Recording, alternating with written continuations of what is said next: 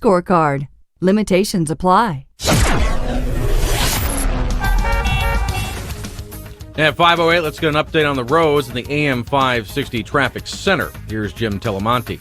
Roadways are wet. Allow some following distance this morning. We do have a crash to report approaching O'Hara, the southbound tri-state near 190. This collision has two left lanes blocked. Farther south, 47th Stevenson, there's road work in the two left lanes. That should be wrapping up shortly. The other expressways and tollways look okay for now. In Lake Station, starting today, Ripley will close. On AM 560, The Answer. Chicago Morning's Answer starts next. Now your official Chicagoland weather forecast from our 1-hour heating and air conditioning weather center. Here's meteorologist Steve Williams.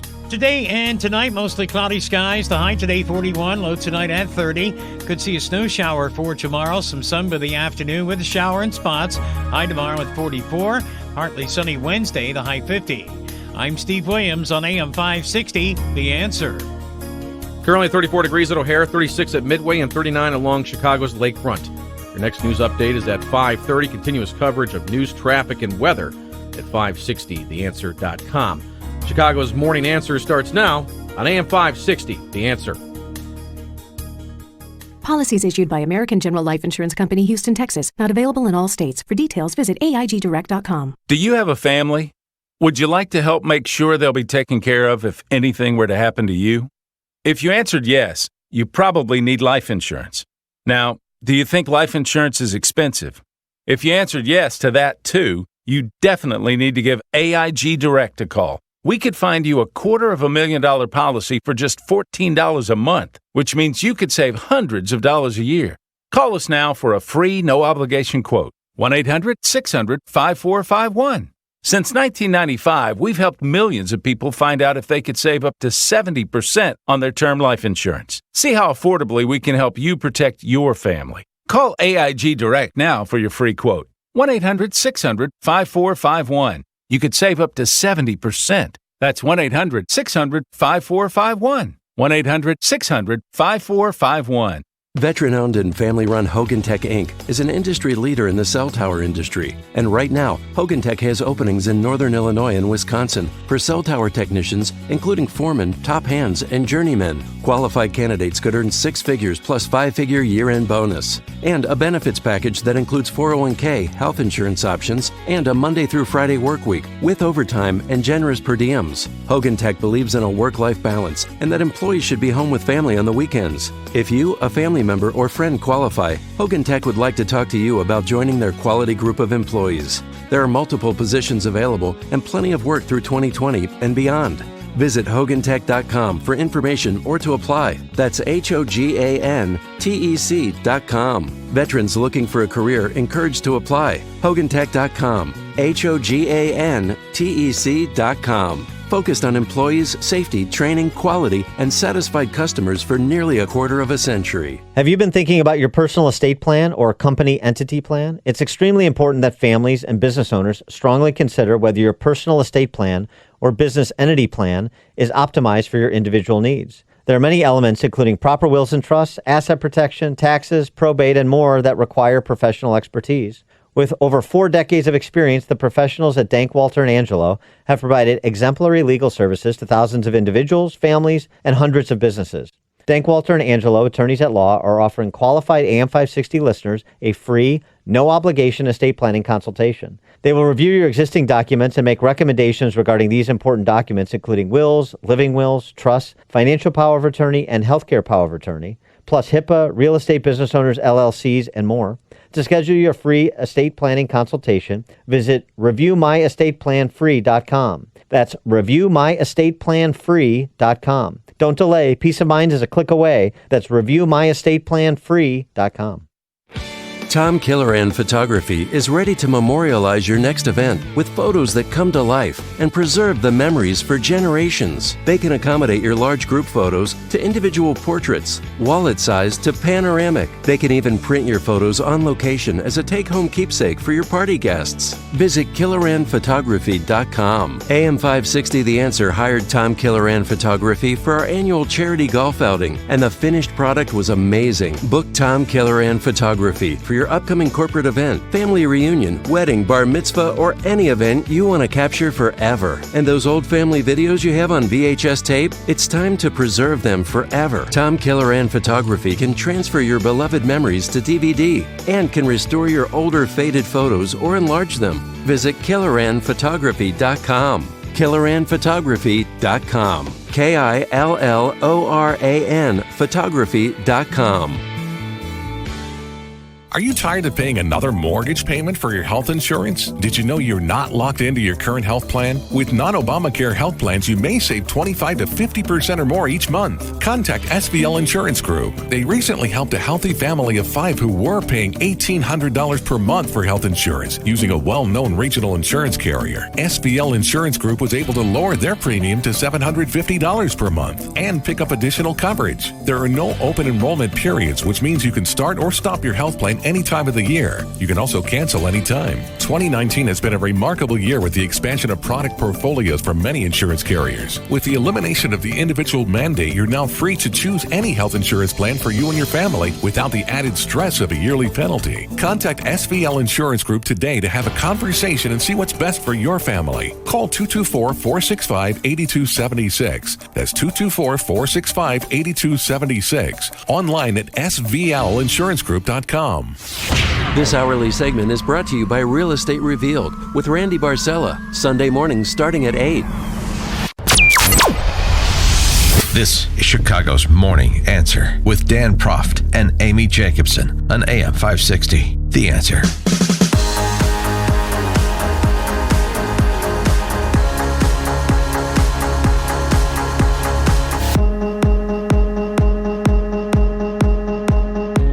Good morning, Dan and Amy. I was kidding last week when I suggested that Colin Kaepernick replace Trubisky and Megan Rapinoe replace Eddie Pinheiro, because Chicago values. Well, after last night, I'm not so sure it's a joking matter anymore. That was some performance. And I understand. I know Trubisky didn't get pulled. I know he has some sort of hip injury that we're going to hear more about in the coming days, I suppose. But, wow. Speaking of Kaepernick, he held a oh my God, public workout for the media to show off his chops and to argue, why he deserves an opportunity to play again in the NFL. And this was his post-public workout presser. How you doing? Hey, let me start by saying I appreciate y'all coming out. That means a lot to me. Our biggest thing with everything today was making sure we had transparency of what went on. We weren't getting that elsewhere, so we came out here. It's important that y'all are here. Y'all been attacked for the last 3 years. Y'all continue to be attacked. We appreciate what y'all do. We appreciate you being here today. We appreciate the work you do for the people and telling the truth. That's what we want in everything. I've been ready for 3 years. I've been denied for 3 years. We all know why I came out here, showed it today in front of everybody. We have nothing to hide. So we're waiting for the 32 owners, the 32 teams, Roger Goodell, all of them to stop running. Stop running from the truth. Stop running from the people. We're out here. We're ready to play. We're ready to go anywhere. My agent, Jeff Nally, is ready to talk to any team. I'll interview with any team at any time. I've been ready. I'm staying ready. And I'll continue to be ready. And to all the people that came out here today to support, I appreciate y'all. I love y'all. To the people that aren't here, I'm thinking of you. I appreciate you supporting from where you are. We'll continue to give you updates as we hear. We'll be waiting to hear from Roger Goodell, the NFL, the 32 teams. We'll let you know if we hear from them. Ball's in their court. We're ready to go.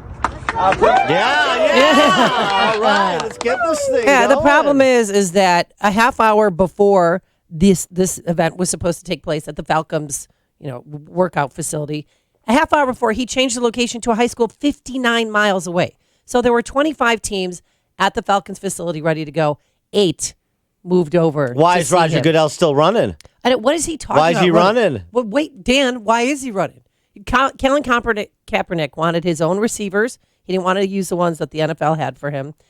He wanted to YouTube it live, and they told him that they couldn't do that. Just do the workout with the receivers we provide. And he didn't like the rules. So yet again, he's just an antagonist, and he's Stephen Smith. He called him a martyr, and I think that he doesn't want to play football. He just wants to be a showman. That's Stephen A. Smith to you. Stephen A. Smith, excuse me. And he wore a Kunta Kinte shirt. Did you see the slave shirt he was wearing? Yes. No. I mean, then he took it off, because he had to throw. But I didn't like the way he threw. He lifted up his left leg. He kind of threw like a girl on some of those passes. That doesn't, by the way, that doesn't cheapen slavery at all for Colin Kaepernick to refer to himself as some sort of slave. Goodell is running? I thought he's the one who set up this private workout. He did. So 312-642-5600 is our turnkey.pro answer line. 64636. Type in DA, then a quick comment. The 8 teams that were there, the Dolphins were there, Detroit was, and thank God Chicago wasn't there. Chicago didn't even bring anybody, a scout, to Atlanta to watch him.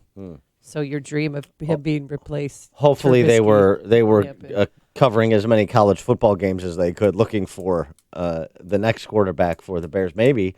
I mean, you root for Trubisky because everything you hear about him is that he's a good guy and he's got this raw athletic ability. But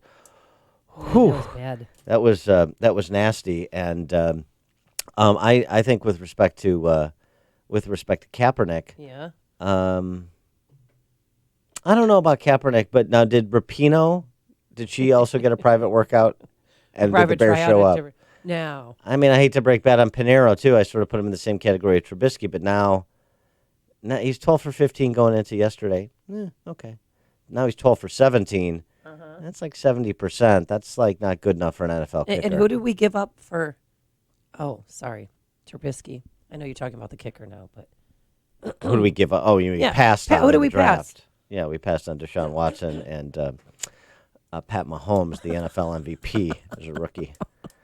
Yes, it's very painful, and I'm not just talking about in the hip. It's what Chicago is talking about. It's Chicago's Morning Answer with Dan and Amy on AM 560. The Answer.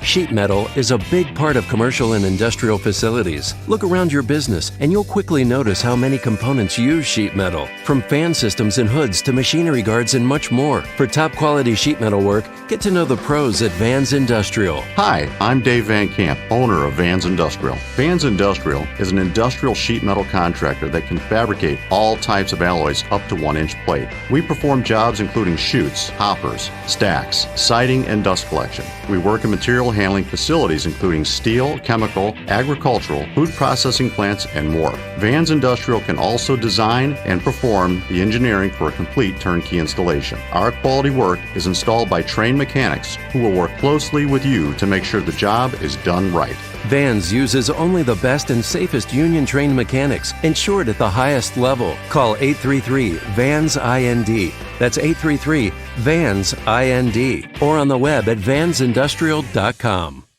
Hey, we have an exclusive offer for our listeners just in time for the holidays. If you buy a set of Giza cotton sheets from MyPillow, you get the second set free, 2 for 1. Not only that, but you will get free shipping.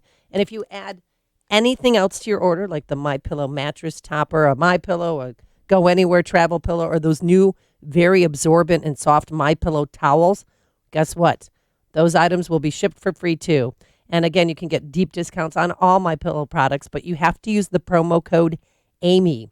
With my Giza cotton sheets, I just started sleeping better. Not so much night sweats at night, and they're very soft. It's just like Egyptian cotton, but better and much more price friendly, if you know what I mean. So go to MyPillow.com, type Amy in the promo code, and you'll get 30% off the sheets, the pillows. Plus, if you order a set of Giza cotton sheets, folks, you'll get the second one absolutely free. MyPillow.com, promo code Amy. Dieting is difficult. Hot yoga is hard. Spin class is tough, with a tough instructor. But you know what's easy? Taking the exact vitamins and supplements that are just right for you. So don't take someone else's vitamins. You don't need to, because there's GNC for you. Personalized daily packs filled with the industry's best vitamins and supplements delivered to your door each month. And it all starts with a simple quiz. Look, the journey may be hard, but this part, it's easy. Go to GNCForYou.com. Take the free quiz. Liberty Mutual Insurance Company presents and Doug. Limu, when we're not telling people that Liberty Mutual customizes your car insurance so you only pay for what you need, I've actually been moonlighting as a DJ. Check it! Here's the good part!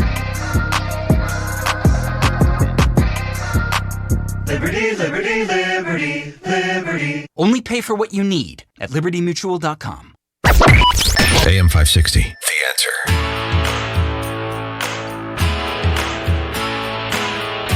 Good morning, Dan and Amy. We're just talking about juxtaposition of the Chicago Bears' dismal performance against the Rams yesterday with Colin Kaepernick's tryout for the media and his statement that he's been ready for 3 years and denied for 3 years. And that Roger Goodell's running and the NFL's running for him. They went through hoops, jumped through hoops to set up this tryout for him. And then he bails with 30 minutes to go before the practice at a location that's an hour away. I mean, what does he want from them? He's I want to punch him in the face. I can't stand him. I'm so done with him. It's so interesting, people who get so worked up about Colin Kaepernick, about he deserves to play.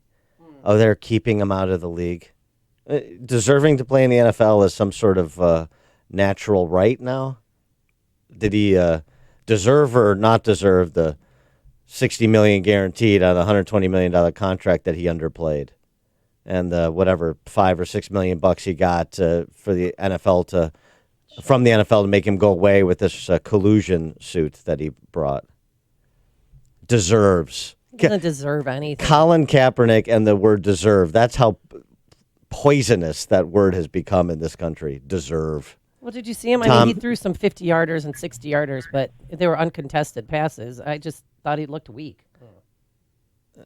He's not good. He doesn't have it. He's not NFL material anymore. So. Tom in Deer Park. Oh, yeah. Hi, good morning. I was just listening to that clip. You know, it sounded to me over the radio like he's got the exact same accent that Father Flager has. An affected one. I'm just wondering, is Father Flager from Fond du Lac, or is Colin Kaepernick from wherever Father Flager picks up his accent and affliction? I'm just curious. Well, it's funny, right? Thanks for the call, Tom, because Colin Kaepernick was brought up in Wisconsin, adoptive parents, white parents, for all of his, black separatist bull jive that he's wanted to spew. Is he still dating that crazy chick? I don't keep track of his social life. I wish I had that kind of time or interest. I just don't. I wanted to get to this as well, because we've got a ton of impeachment stuff to do. Louisiana governor's race on Saturday. John Bel Edwards, the lone remaining Democrat governor in the South, wins re-election narrowly. And the takeaways from that, of course, there's over-extrapolation and under-extrapolation, I think, going on in the directions from which you think it would go on. Democrats are reading way too much into it. Republicans are not, I don't think, addressing enough of the message that was sent. So here's my 2 points on this, because I got into a bit of a row on Facebook on it. Nothing can ever relate to Trump except positively for some people. Here's the thing, and this goes back to Kentucky, and it's the same dynamic.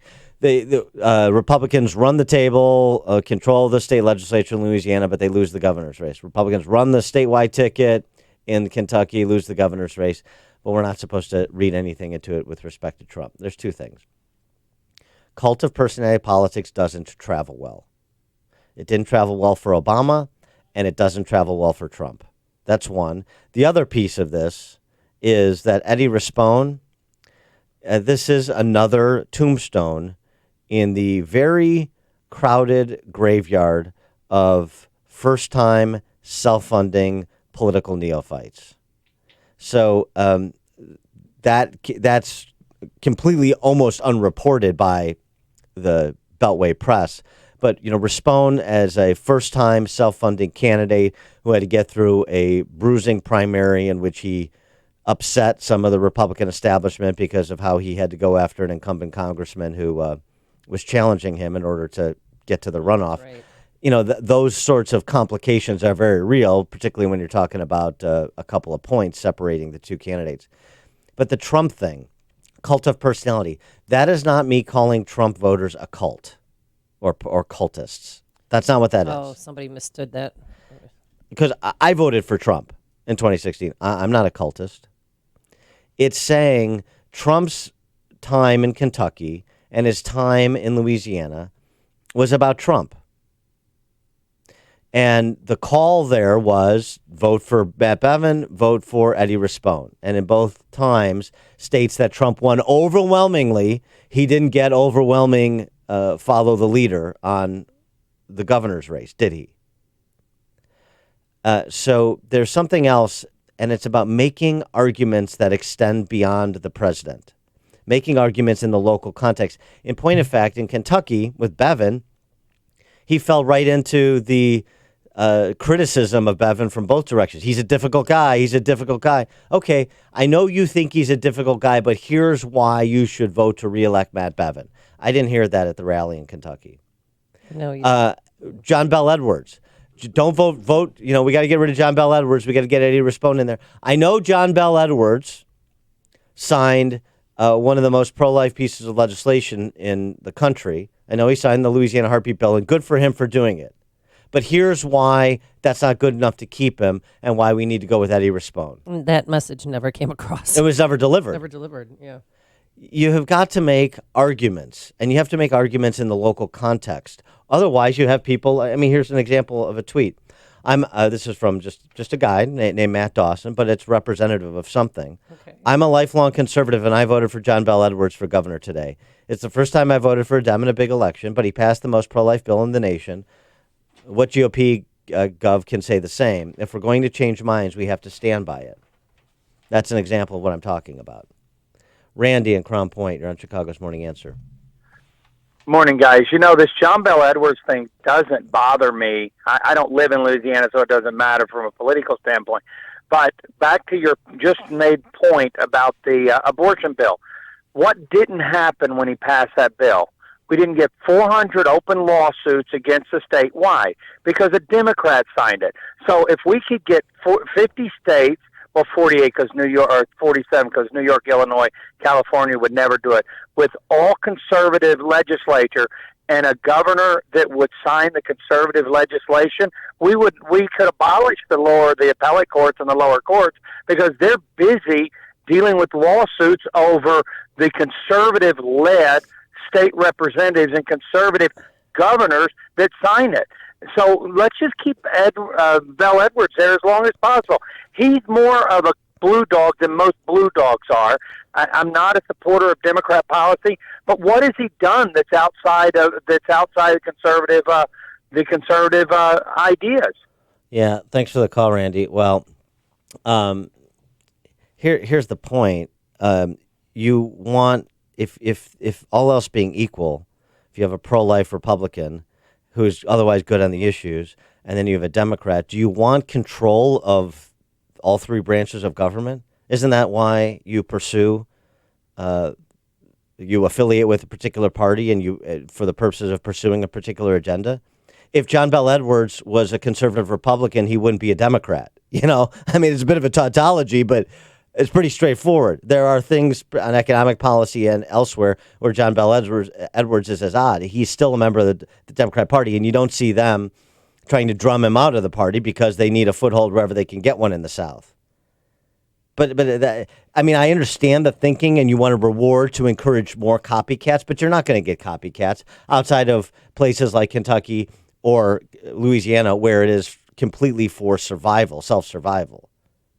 So in that context, why would you say, since he did what we want him to do, we'll take an enemy inside a perimeter rather than a friend? We got somebody from the other army to come over and join us in the fight, so we'll put him in charge rather than one of our friends, our brothers in arms. What kind of sense does that make? Not much to me. Coming up on Chicago's Morning Answer, it can only be described as a car wreck. Prince Andrew tries to defend his relationship with child molester Jeffrey Epstein. But first, let's get into the newsroom. Welcome to Colin McIntyre, and I probably just butchered your name, Colin. He's in for Mike Scott. You got it correct. All right. Thank you, Colin. Good morning. It's 36 degrees in Chicago at 5:32 on AM 560. The Answer. I'm Colin McIntyre. A man is being charged for a police chase involving a vehicle that is wanted in connection to a murder in Chicago's Little Village neighborhood, but he's not charged with the murder himself. Armando Lopez was arrested for felony aggravated fleeing and other counts after a chase that was initiated late Friday night. Police say the vehicle matched the description of one that was involved in a drive-by shooting that killed Frank Aguilar early last week. A Morton College student is facing charges after police say they found weapons in his vehicle at the college in suburban Cicero. Even though Anthony Guban had a valid license to carry, he's being charged with a violation of the concealed carry law that forbids license holders from knowingly bringing weapons onto school campuses. A witness reported seeing 2 guns in a parked vehicle on Thursday afternoon, and police reportedly found several more. President Trump is promoting a new book by Chicago Cubs owner Joe Ricketts. Trump tweeted yesterday to go get the book titled "The Harder You Work, the Luckier You Get." The president said much can be learned from Joe Ricketts while calling him one of the most successful businessmen in the country. Moving on to sports, Todd Gurley ran for 97 yards and a touchdown as the Rams beat the Bears 17-7 on Sunday Night Football in Los Angeles. Mitchell Trubisky passed for 190 yards, a touchdown, and an interception for Chicago. He was benched for backup Chase Daniel late in the fourth quarter with what the team called a hip injury. The 4-6 Bears have lost 5 of 6. Kirby Doc scored the first 2 goals as the Blackhawks cruise past the Sabres 4-1 in Chicago, and the Bulls host the Milwaukee Bucks tonight. How bad is traffic? We'll have the answer coming up on AM 560. Sean Hannity can't make heads or tails on the left. To be a liberal Democrat, extreme radical socialist today, you have to suspend any fidelity to truth, to honesty, to common sense and reason. Because in their world, up is down, down is up. Black is white, white is black, green is purple, purple is green. That's the world they live in. The Sean Hannity Show. Afternoons at 2 on AM 560. The Answer. This is Hugh Hewitt for townhall.com. As the Democrats in the House continue their hyper-partisan efforts to impeach the president, those of us in media who have defended the president need to stay far away from exaggeration during this process. Some of the, quote, deep state hyperbole we see distracts from the need to drive home the most important point. Adam Schiff is denying the president and his colleagues in the minority due process. Senate Republicans should refuse any article of impeachment birthed by this deeply broken, quote, process. But neither the president nor the country is helped out by hyperbole on their side. Our rhetorical effort should be focused on the fact that Trump did not commit an impeachable offense. In fact, he committed no offense at all. No quid pro quo, no extortion, no bribery. Opportunities are lost every day when the president's defenders overreach into conspiracy theory, refuse to wait upon the facts about wrongdoings by government officials in 2016, indeed, if there are any at all. Stick with the facts. They are with the president. Publicpolicy.pepperdine.edu. This is attorney Stephen Leahy, host of the IRS Radio Hour, heard right here on AM 560 every Sunday evening at 5 o'clock. Let me tell you about Bill. Bill's business slowed down and he fell behind on his taxes. Instead of filing his tax return, he decided to wait until he could pay. Well, 1 year turned to 2, turned to 3. Then the IRS threatened to contact his customers, take his house, his bank account, and his passport. Well, Bill hired me. We filed all of his tax returns and an appeal to slow the IRS down. Then we worked out an installment agreement based on how much he could pay, not on how much he owed. Now Bill can rely on the IRS protection plan. We will file his future tax returns and keep the IRS off his back so Bill can focus on growing his business. If you have questions about the IRS, you can get a copy of my book, Deal with Your IRS Problem Today, to learn the secrets of solving your IRS problem and save your business, your marriage, and your reputation. Call 312-664-6649 or go to freeirsbook.com. A lost dog, not a lost cause. Read Catching Murphy, the latest book from the Associated Press, available now exclusively at Amazon.com. At 5:37, let's get an update on the roads in the AM 560 Traffic Center. Here's Jim Telemonte. We are seeing some heavier traffic around O'Hare now, westbound 190. Traffic is slow from the Kennedy Expressway to Manheim with the Monday morning rush to the airport. There was a crash on the southbound tri-state near 190, actually on the ramp to westbound 190. That collision has cleared now out of the way. So traffic's able to flow pretty well, but roadways remain wet. Allow some extra time and following distance this morning. About Bishop Ford Freeway, traffic is now slow. 111th merge, you're looking at about a 4 or 5 minute delay. About Ryan getting a tad congested approaching downtown. The other expressways and tollways for now are fairly quiet. There is a closure of Ripley south of 8094, water main work. I'm Jim Telemonte on AM 560 The Answer. More of Chicago's Morning Answer comes your way next. Now your official Chicagoland weather forecast from our 1-hour heating and air conditioning weather center. 36 degrees right now with some fog and mist. Cloudy today with a high near 39. Chance of showers tonight. Cloudy with temps dropping into the mid-30s. Possible rain tomorrow with a high near 41. Currently 34 degrees at O'Hare, 36 at Midway, and 36 along Chicago's lakefront. Your next news update is at 6 o'clock. Coverage of news, traffic, weather at 560theanswer.com. Now, more of Chicago's Morning Answer on AM 560 The Answer. This hourly segment is brought to you by Papa Nicholas Coffee. Papa Nicholas Coffee, a family tradition since 1897. Only the biggest stories, only the biggest guests, and only the biggest opinions. This is AM 560, The Answer.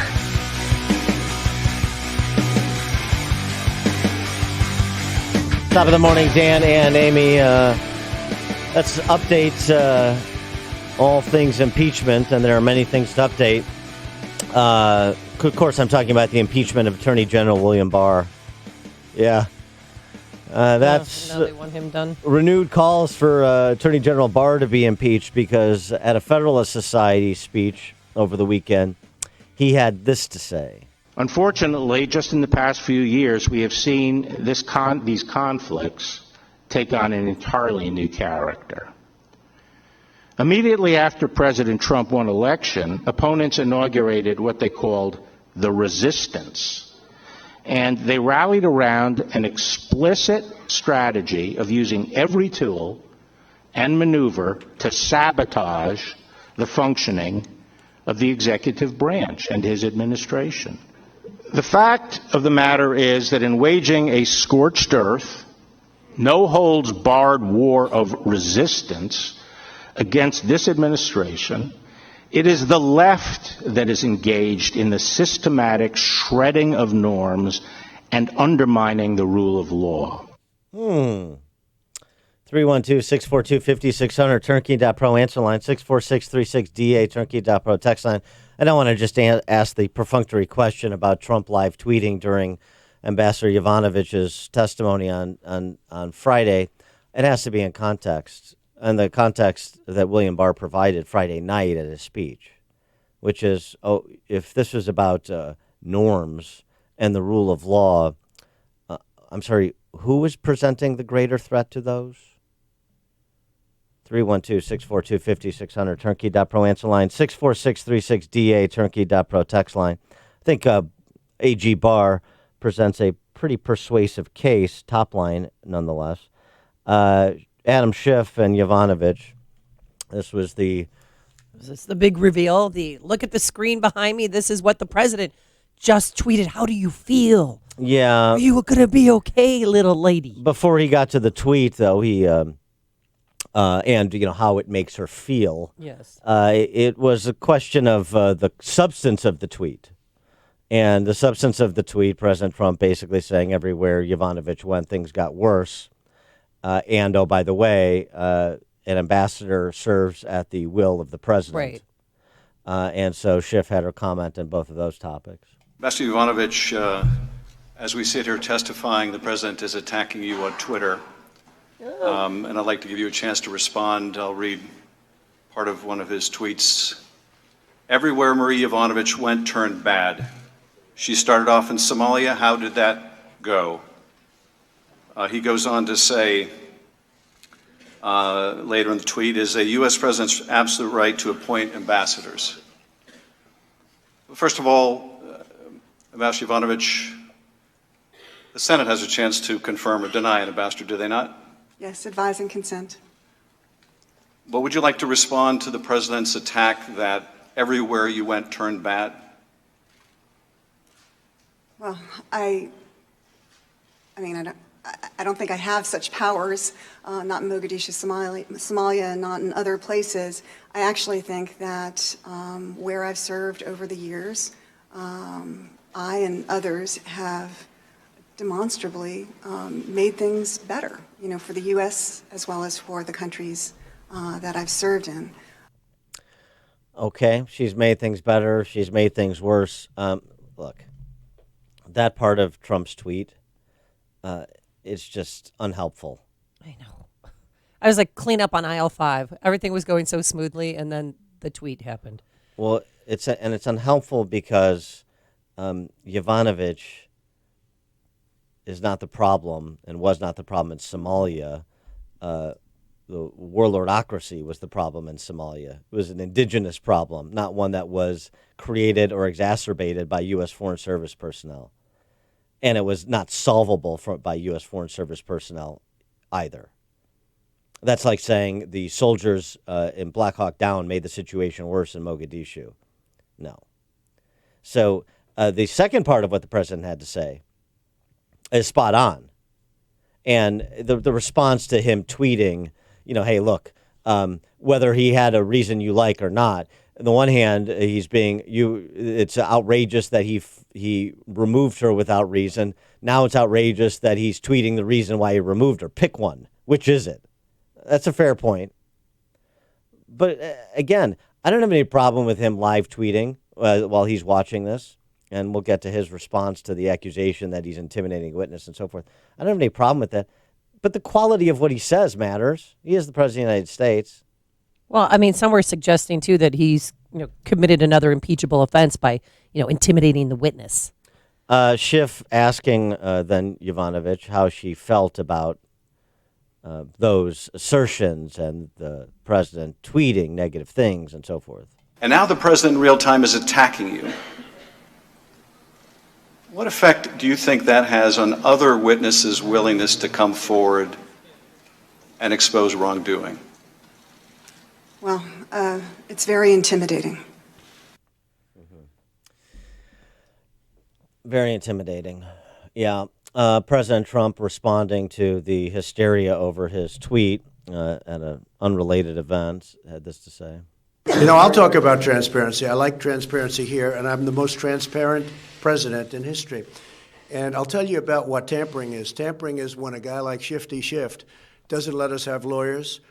Tampering is when Schiff doesn't let us have witnesses, doesn't let us speak. I've been watching today. For the first time, I started watching, and it's really sad when you see people not allowed to ask questions. It's nobody's ever had such horrible due process. There was no due process. And I think it's considered a joke all over Washington and all over the world. The Republicans are given no due process whatsoever. We're not allowed to do anything. It's a disgrace what's happening. But you know what? The American public understands it, and that's why the poll numbers are so good, and that's why other things are so good. What they're doing in Washington with that hearing, and by the way, it's a political process. It's not a legal process. So if I have somebody saying I'm allowed to speak up, if somebody says about me, we're not allowed to have any kind of representation, we're not allowed to have almost anything, and nobody's seen anything like it. In the history of our country, there has never been a disgrace like what's going on right now. I have the right to speak. I have freedom of speech, just as other people do, but they've taken away the Republicans' rights.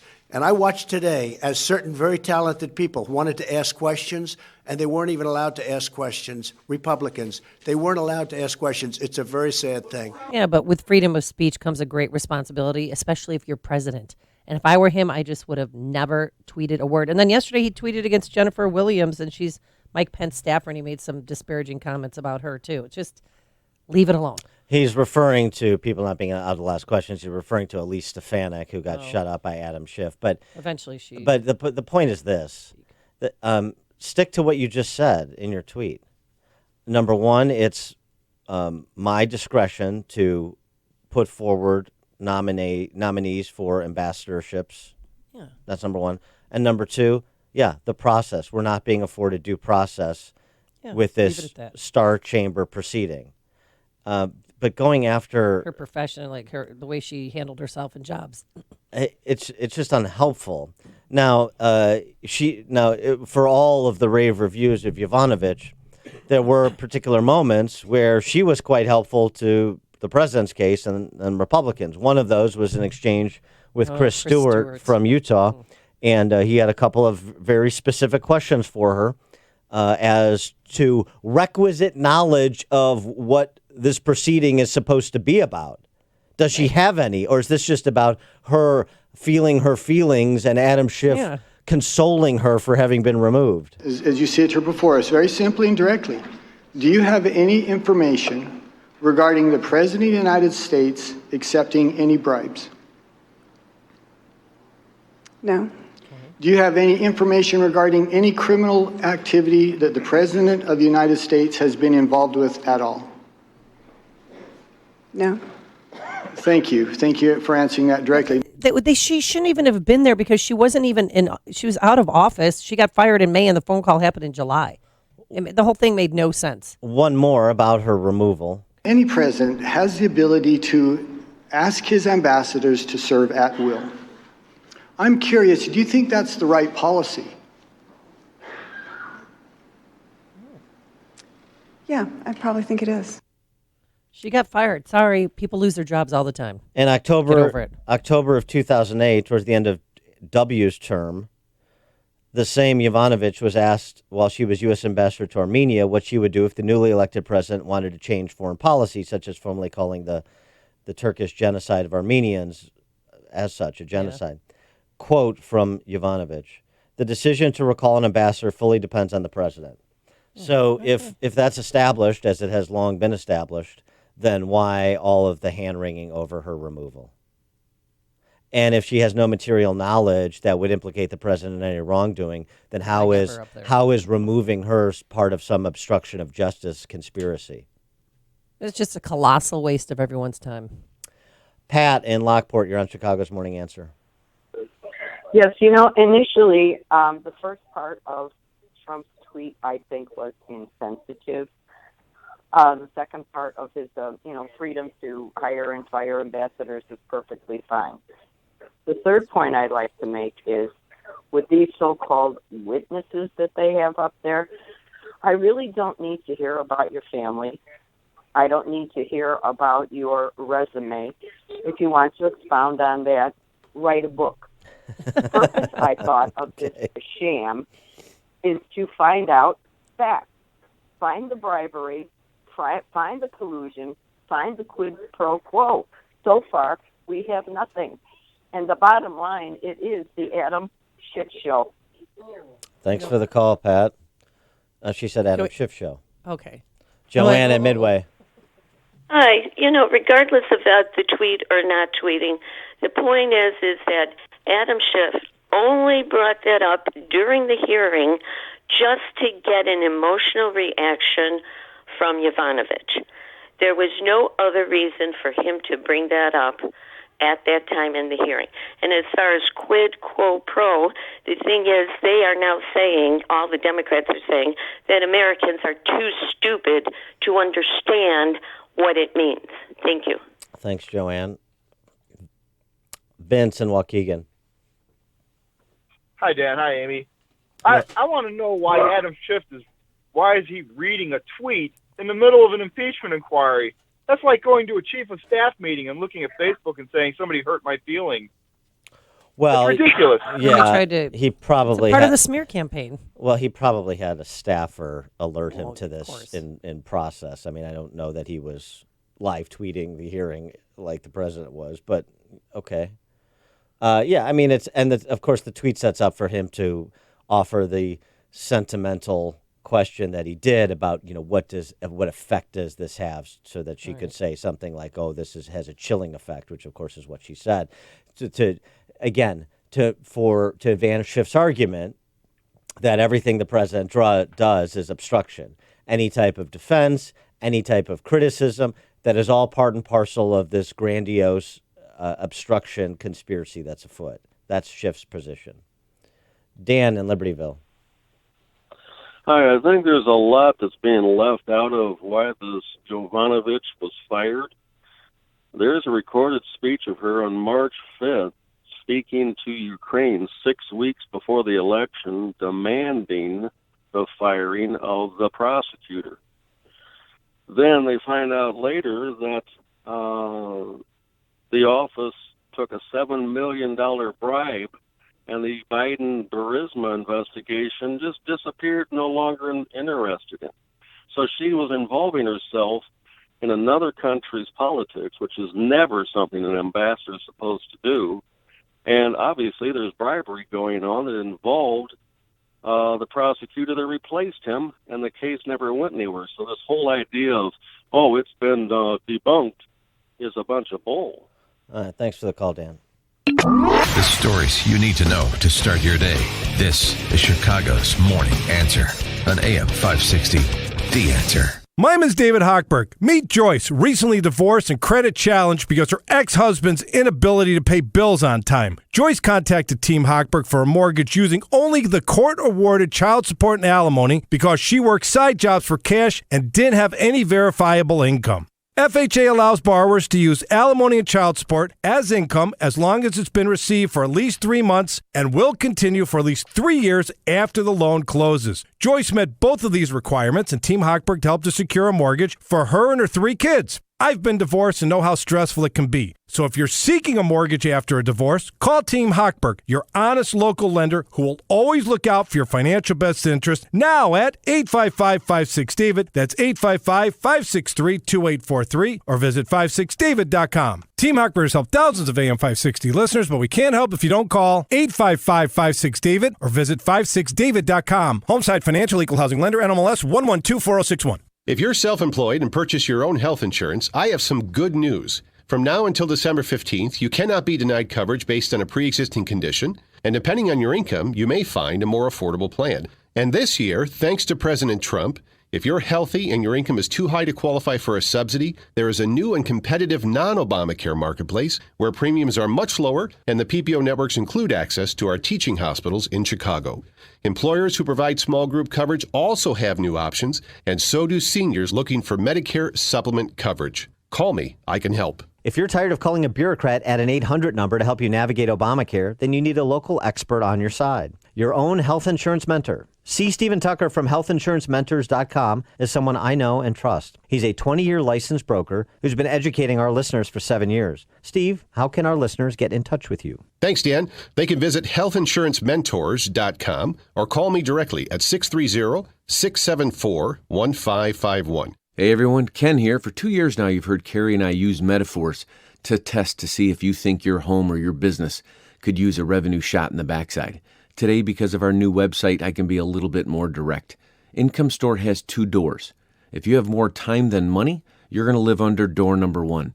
You're going to see over 400 digital assets, 5 to 20 minutes apiece, that'll teach you how to manage numbers and lead people, or show you 6 growth tips you've never heard of. All of this so you can start growing your home or your business revenue literally immediately. If you have more money than time, door number 2 is going to be for you. You can view some of our managed services, look for more done-for-you packages. 34% of Americans in 2018 visited one of our managed services. Forbes 3 years in a row quoted, Income Store is an expert at generating home or business revenue. If you'd love to explore how to check out adding revenue to your home or business, just go to incomestore.com. That's incomestore.com. AM 560, The Answer.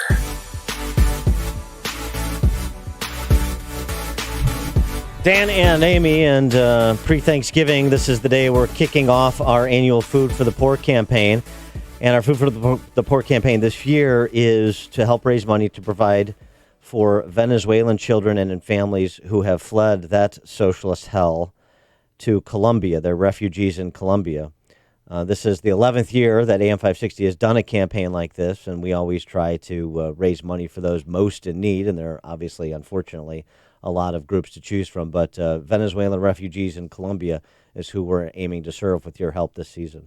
And Food for the Poor is an incredibly efficient and transparent organization. So 95% of all the money they raise goes directly to help those in need in places like Colombia, where there's food line dance. People stay in lines. There's 11 different areas where they hand out food, and people wait overnight to get food because they had nothing in Venezuela, and the children need your help. We're asking for a one-time gift of $300. Think of it as $25 a month for a year. And that will help feed a Venezuelan family of 4 in Colombia for 1 year. And our goal this year is to provide food for a year for 600 Venezuelan families living in Colombia. 600 Venezuelan families living in Colombia. It's a fraction of the need, but just us doing our part.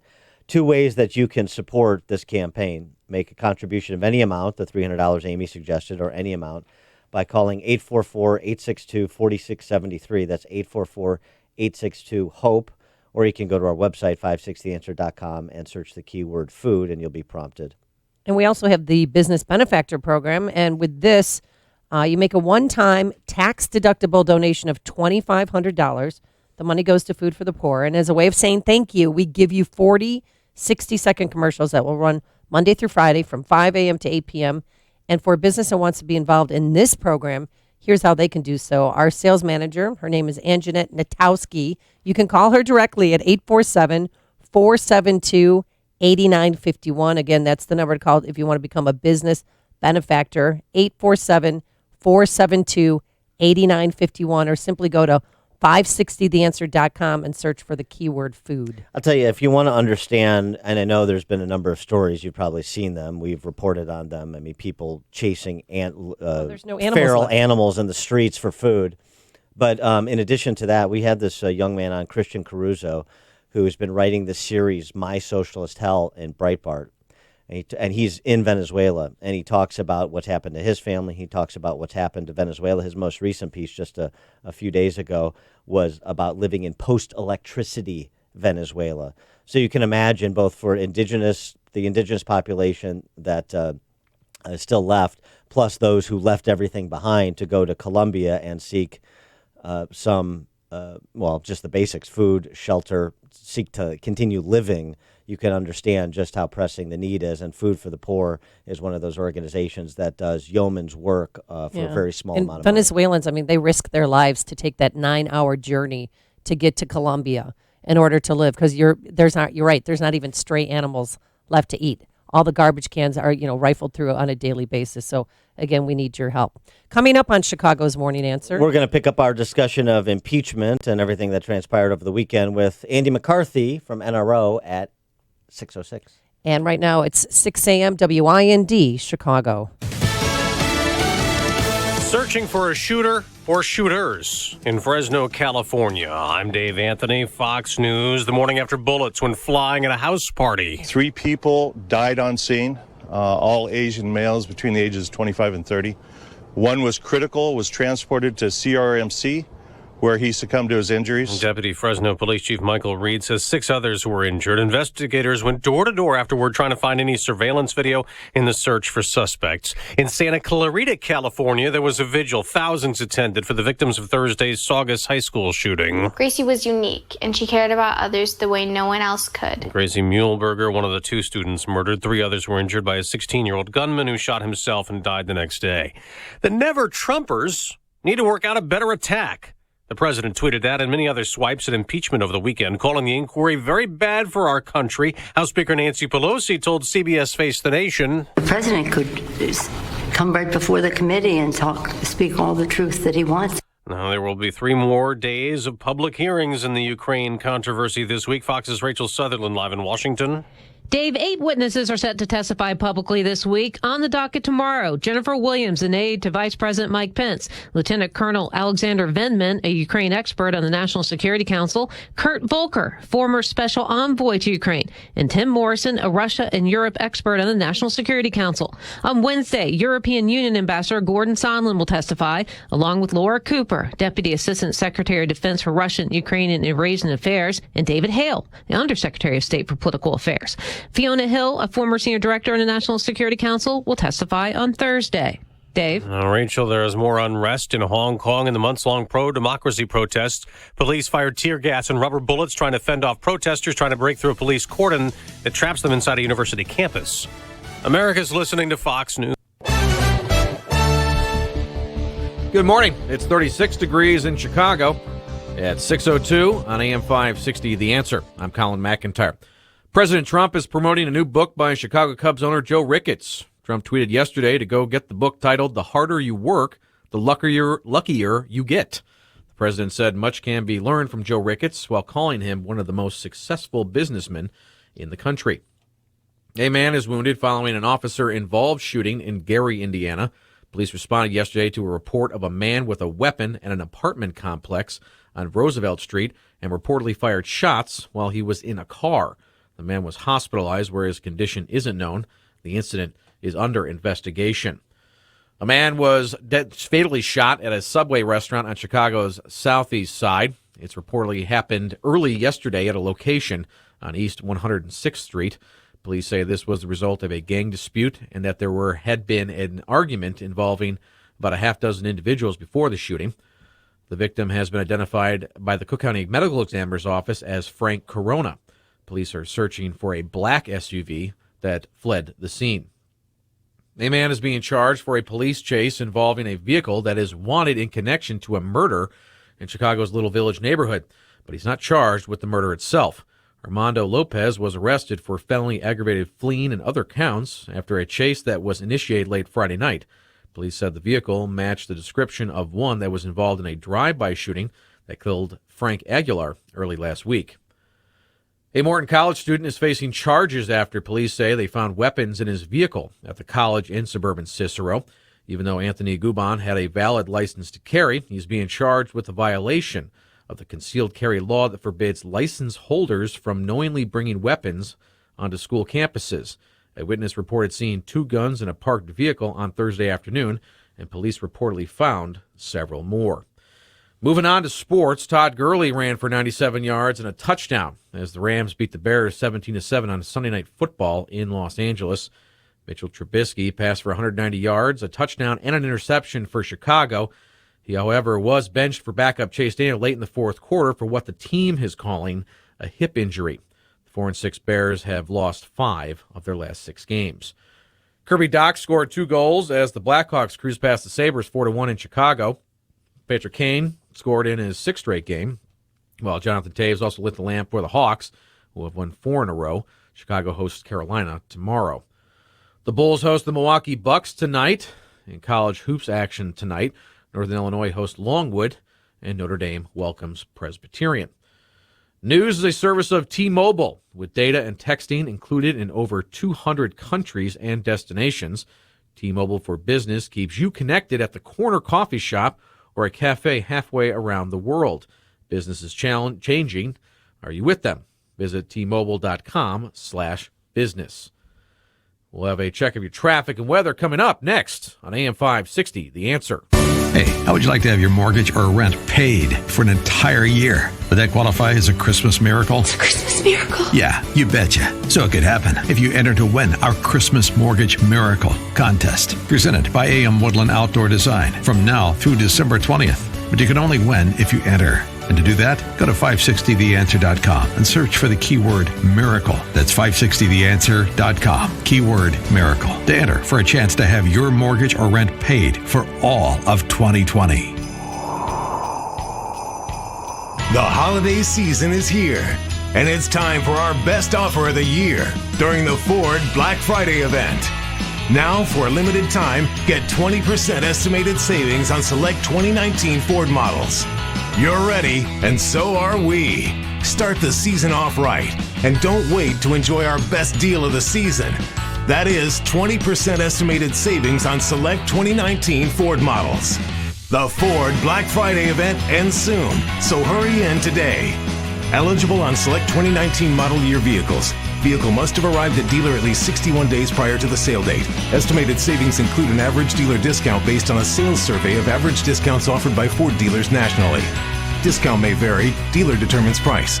For all offers, take new retail delivery from an authorized Ford dealer stock by December 2nd, 2019. See participating dealer for complete details. Message and data rates may apply.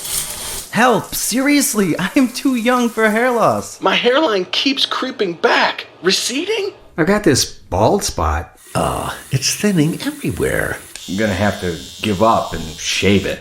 Dude, Put down the razor, because Bosley, America's #1 hair restoration expert, is about to give you your real hair back permanently. Don't ignore the signs of hair loss. Bosley is giving away an absolutely free information kit that reveals all the signs, and a free gift card to anyone who texts SECRET to 85850. Bosley will show you for free how great your hair could look. Using the latest technology, Bosley's solution to hair loss is permanent and protected by the Bosley Guarantee. Plus, since Bosley has new non-surgical options, you owe it to yourself to text now for an absolutely free information kit and a gift card for $250 off, no matter what level of hair loss you have. Text SECRET to 85850. That's SECRET to 85850. If your little princess puts a pony on her wish list, check eBay. You'll find toy ponies, stick ponies, Mommy's little cowgirl, look at you! movies with ponies.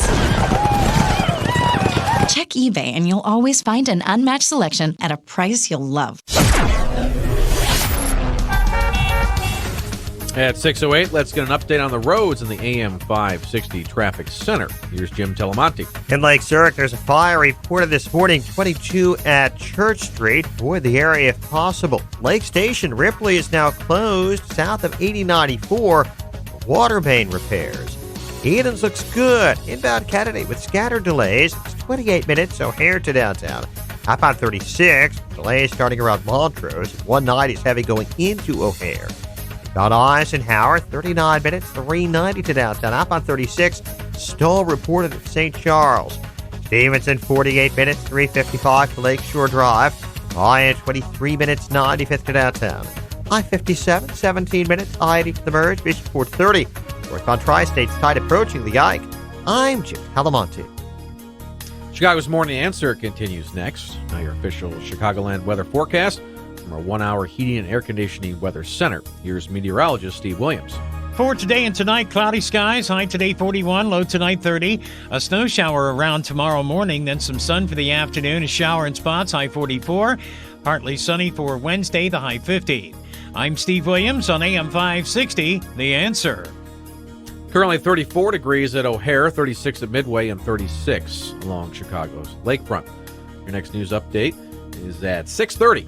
Continuous coverage of news, traffic, and weather at 560theanswer.com. Chicago's Morning Answer continues now on AM 560. Check out the pre-Black Friday event this weekend at Shoot Point Blank. Take advantage of early doorbuster savings on firearms, ammo, and more.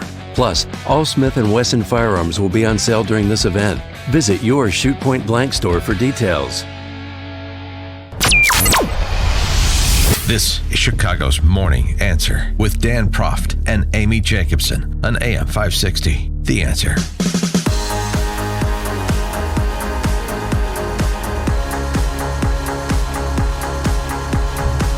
Top of the morning, Dan and Amy, getting back to impeachment matters and former Ambassador Marie Yovanovitch's testimony on Friday.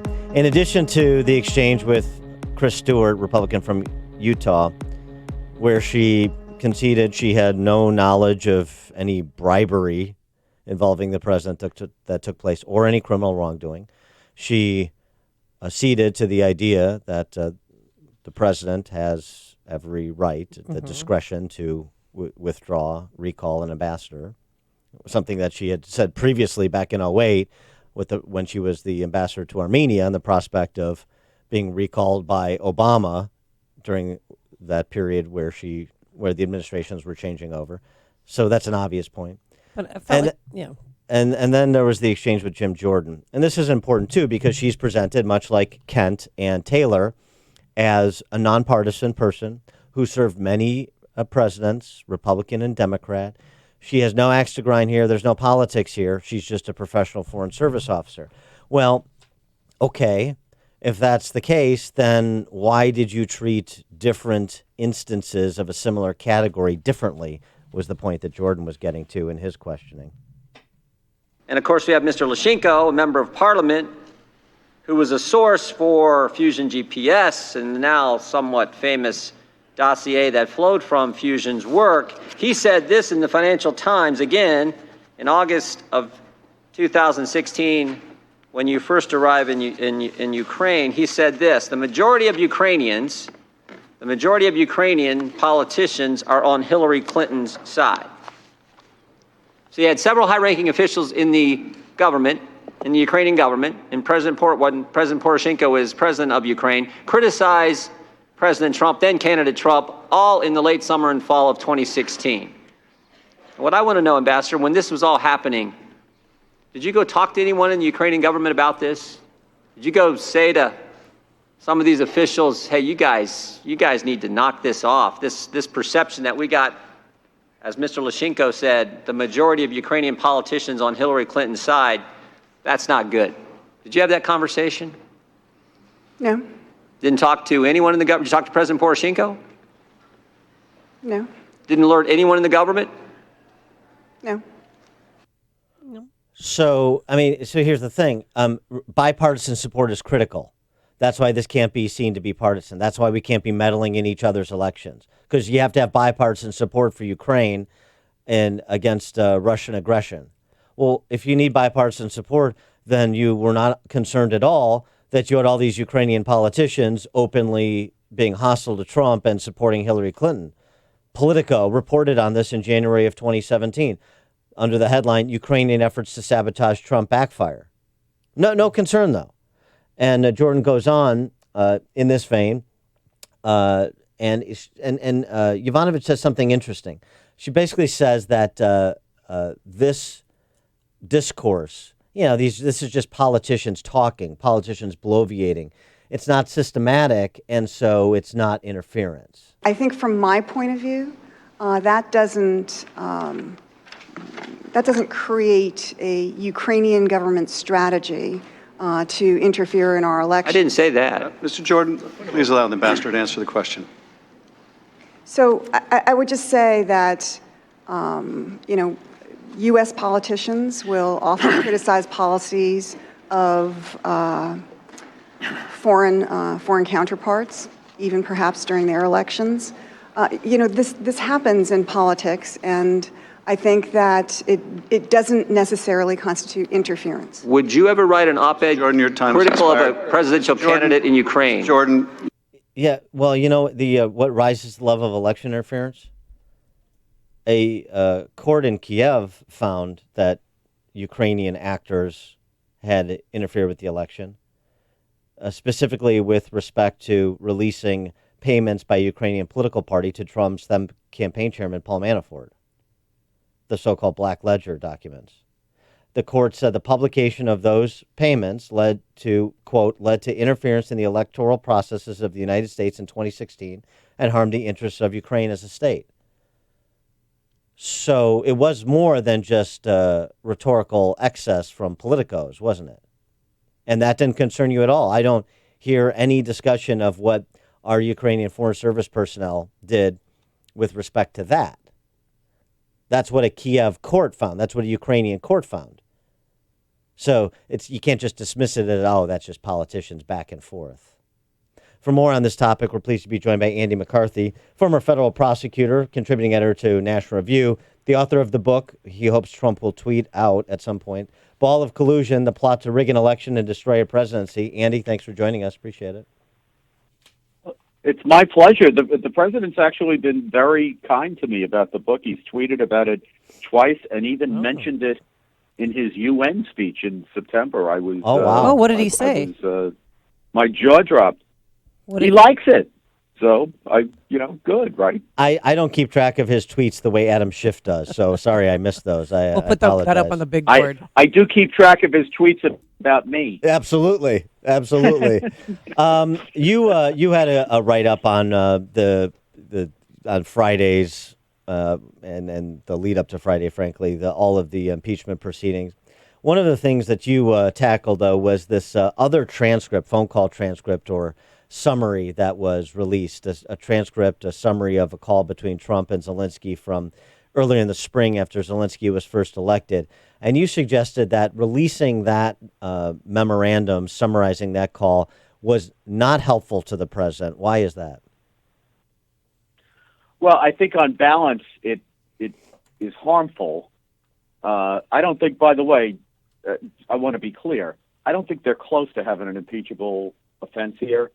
So what we're what we're talking about are the little things that go on in a game where the outcome is already determined, right? So that's what we're sort of focused on. So I don't want to convey the idea that I think he made a monumental error, but I think on balance, this is a net negative for him because it doesn't prove anything that was in doubt. That is, if you read the July 25th transcript and you listen to what Zelensky and some others have said, the transcript, Zelensky being the president of Ukraine, there's no one suspected that President Trump had done anything threatening in their first conversation.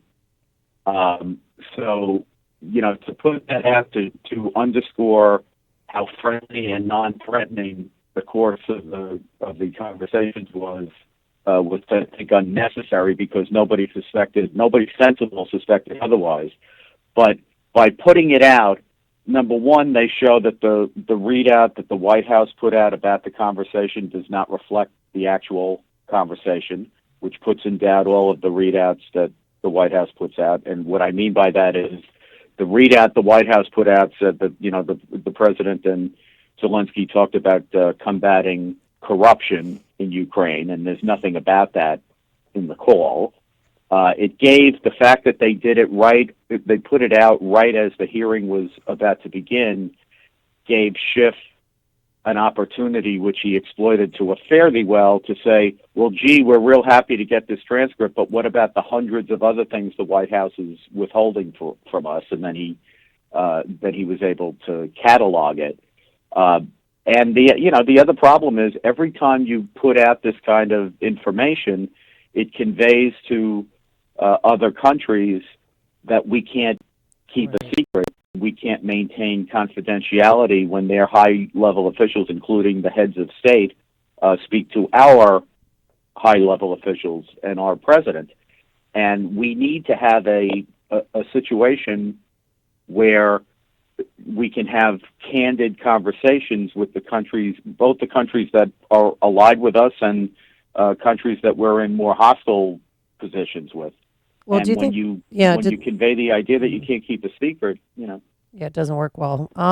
Did the White House purposely leave out the word Burisma, do you think? I really don't think so. I mean, people who have, Morrison's testified about this. Even Vindman, who is probably the most hostile of the National Security Council witnesses who testified, he was the one who suggested that there might be some stuff that's left out of the transcript. But as the testimony came out, he says that the transcript is reasonably accurate for a summary. And his boss, Morrison, says that Vindman proposed some edits to the transcript, and Morrison accepted every one of Vindman's proposals. And having done a lot of wiretap cases as a prosecutor, when you see ellipses in a transcript like we see here, that usually means, when you're reading a document as opposed to a transcript of a conversation, when you see ellipses, that ... that often means that we're leaving out words because they're not essential to the point that's being made. When you see ellipses in a transcript, what that tends to mean is that not that words have been omitted, but that somebody, their voice trailed off, or there was they interrupted their thought with another thought. And if you think about the way that President Trump speaks sometimes, particularly when he's in an area where I think where he thinks a point needs to be made, but he's not completely up on the details, he tends to talk in kind of choppy half sentences where he has like a half a thought or two-thirds of a thought, and then he jumps on to something else. And to me, that's how that part of the conversation reads. So I don't see that at all. Over the weekend, there was more closed-door testimony as well, and Republicans, Mark Meadows and Lee Zeldin, were already calling for the release of the transcript of Mark Sandy's testimony. Mark Sandy is a White House Office of Management and Budget official. And the suggestion from Zeldin and Meadows is that Sandy undermined the Democrats' narrative about the basis for withholding the aid to Ukraine. But so just going back to what you said about Schiff, and he's got now the release of that April call gives him standing to say, well, what about the other documents? Republicans still have this sort of running complaint against Schiff, which is release these transcripts. Turn these transcripts around so that they can be included in the discussion in real time, not we're going to release these, we're going to have this testimony, then we're going to decide if this is somebody that's helpful to the case to call, then I'll decide if the transcripts will be released. Release the transcripts. It doesn't take long to type this thing up. Yeah, they're absolutely right about that. They should have the transcripts available to them when they are examining the other witnesses, because the information now, the way this would work if the federal rules of evidence applied, which they don't in a hearing like this, would be that you can't impeach a witness with another witness's statement. But you can use the information that you get from other witnesses as a good faith basis to challenge the testimony of other witnesses. In other words, if A gives testimony that a certain thing happened on a certain day, and B gives testimony that no, it didn't happen that way, or it happened on a different day, you can use B's information to cross-examine A, and they should be allowed to do that. That would be in any proceeding. That would certainly in any court proceeding they would be permitted to do that. So again, the problem that the Democrats have had from the beginning here, and I think the problem that the public will have with the process here, is that it's not fair. Schiff has taken to himself the ability to pick and choose what information gets put out, the ability to pick and choose what witnesses are allowed to testify. Nobody thinks he is an honest broker. He is not, a Peter Rodino type. He's not somebody who is thought to be a model of bipartisan scrupulousness that we've had in prior impeachment proceedings. He's a political, partisan, hardball operative, and if I were the Republicans, I would, since they have to play the hand they're dealt, and he can block them from calling witnesses, I would make him the focus of the hearing, because he is the focus of the hearing. He's sitting there in the middle. He's the most imposing, consistent figure in this whole process. So I would keep bringing it back to him that he's been utterly unfair and that he's running essentially a kangaroo proceeding. Yeah, I mean, you had Jennifer Williams, Pence staffer. She was, deposed on Saturday. I would like to have her testimony be public. But what about the whistleblower? Do you think he should be unmasked and we should have a public, hearing for him? Yes, I think first of all, and it should be done before Vindman testifies. The game that the Democrats are playing is they apparently, you could see this in the transcript of his closed door testimony, when they start to ask about the whistleblower and whether he leaked stuff to the whistleblower and whether he's in cahoots with the whistleblower, Schiff jumps in and cuts it off on the ground that they're trying to reveal the whistleblower and he's got a legal right to remain confidential. He does not have a legal right to remain confidential. First of all, the whistleblower statute that they're talking about does not apply to this guy, because we're not talking about intelligence activities. This is the president dealing in foreign policy with a head of state. So the statute doesn't even apply to him.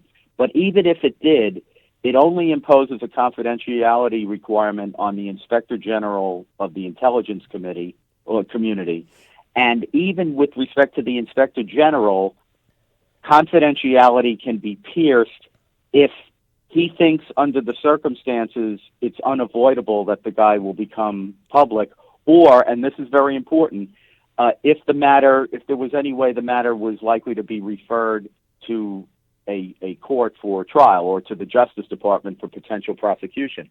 What that underscores is people's desire to be confidential is something that we defer to only so far and no further. Once you're in a position where your information is relevant to an important proceeding like a judicial trial, or I would argue like an impeachment proceeding, you lose your interest in being confidential has to take a backseat to the public's interest and the proceedings' interest in getting at the truth. And they are entitled to examine Vindman to see if he's in cahoots with this guy against the president. The president is entitled to make his defense. So, this thing that the Democrats are doing is really insidious, claiming that this guy has whistleblower protection and then using that as a shield to prevent Republicans from effectively examining Vindman. That's what they're doing. He is Andy McCarthy, former Chief Assistant U.S. Attorney in Manhattan, contributing editor to National Review, the book which the president has endorsed, Ball of Collusion, the plot to rig an election and destroy a presidency. Andy, thanks as always for joining us. Appreciate it. Thanks, guys. Have a great week. You too. You too. And he joined us on our turnkey.pro answer line. Connect with Dan and Amy using the AM560 mobile app. Download it today at 560theanswer.com/mobile. Signature Bank is Chicago's fastest growing independently owned business bank. It's a bank where relationships still matter. Signature Bank knows your name and your story. I'm Dan Proft, and I know this because Signature Bank is my business bank. I'm Larry Nora, founder and CEO of UStore, a network of award-winning self-storage facilities in the Chicago area, and a customer of Signature Bank. We've developed over 70 storage centers throughout the city and suburbs, and our business continues to grow. We need a bank who understands the neighborhoods and communities where we are making investments. We found that in Signature Bank. They know this city and its neighborhoods because they are based right here in Chicago. Finding a local banking institution like Signature Bank has been critical to the success of UStore, and we look forward to a long-term relationship. Signature Bank is looking for their next success story. To learn more about turning your business vision into reality, visit signaturebank.bank. Signature Bank, helping local businesses succeed.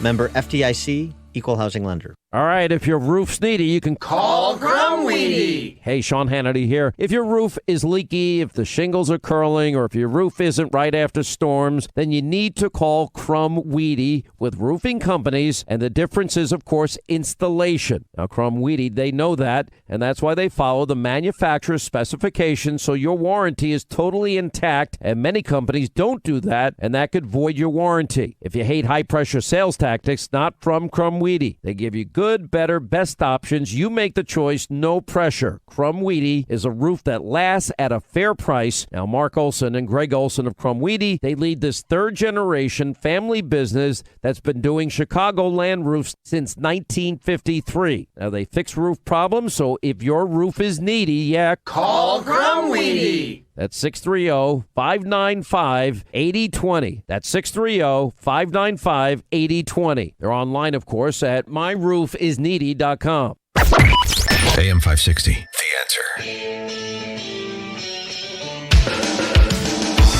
Answer. Coming up on Chicago's Morning Answer.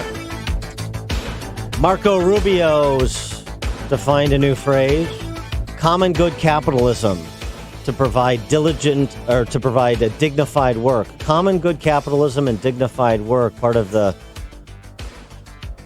redefined Republican platform in the Trump era at 636. And he made it so much worse. Prince Andrew breaks his silence about his relationship with convicted child molester Jeffrey Epstein. But first, let's head into the newsroom.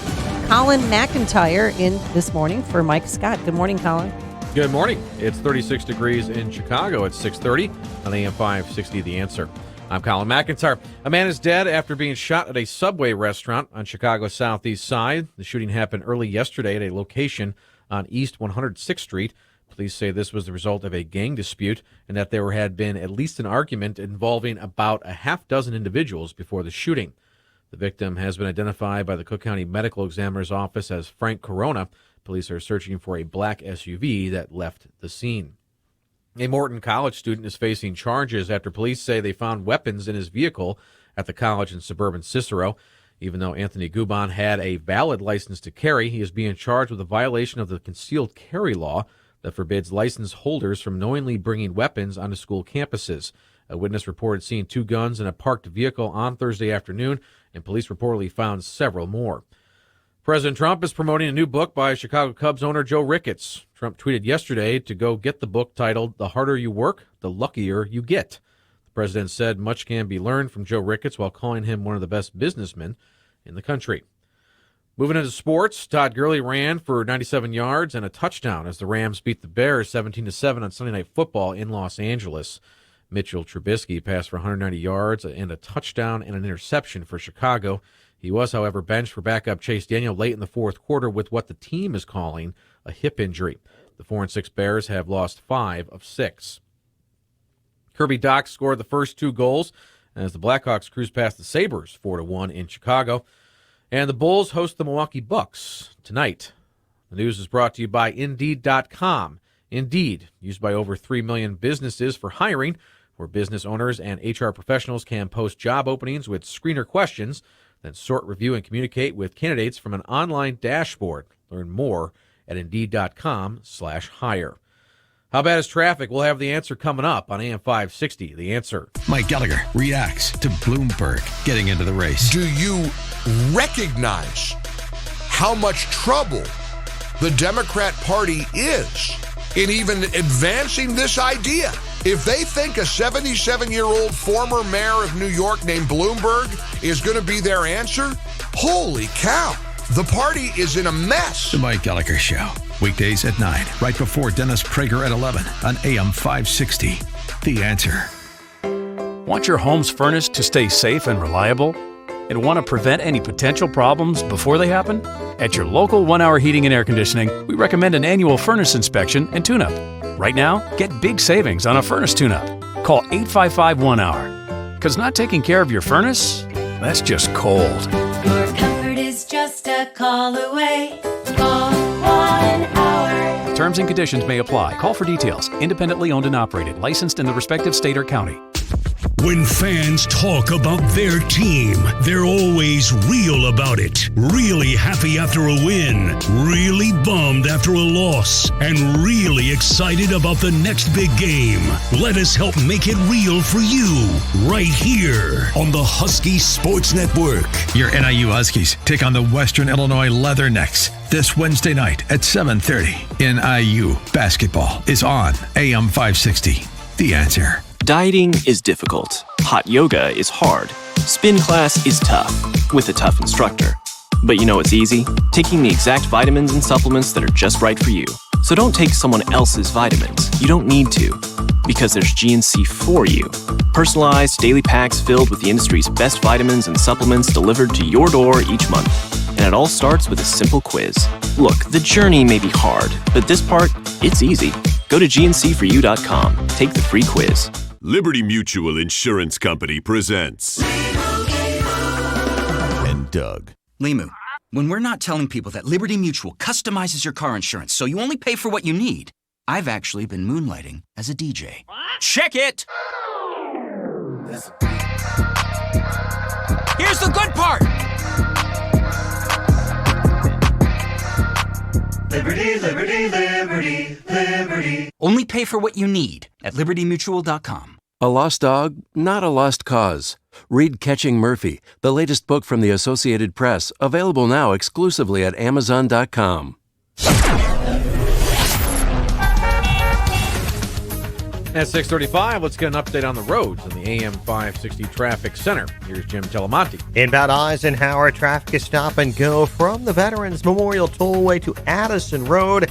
There's a reported crash there. More delays kick in at North Avenue. It is 50 minutes from 390 to downtown, 32 from Manheim, outbound 34 minutes to 390. Eden's 23 minutes, Lake Cook to the junction, outbound 19th. Kennedy, looking at 31 minutes, O'Hare to downtown, outbound 40.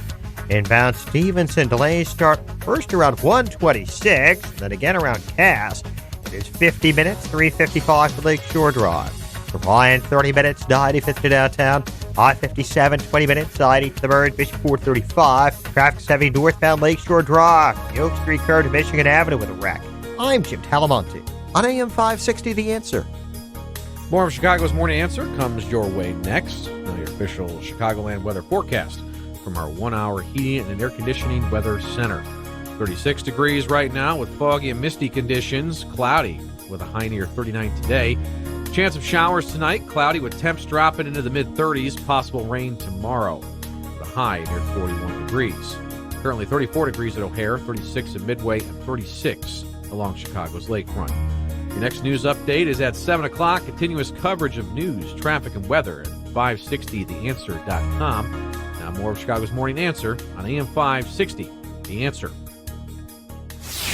This hourly segment is brought to you by On Target Radio. From firearms and Second Amendment rights to personal freedoms and government intrusions. Listen here Sunday nights at 9. If you're looking for the latest news, insight into what it means, and the sharpest opinion, there's only one station in Chicago where you can turn, and it's this one. We're AM 560, The Answer.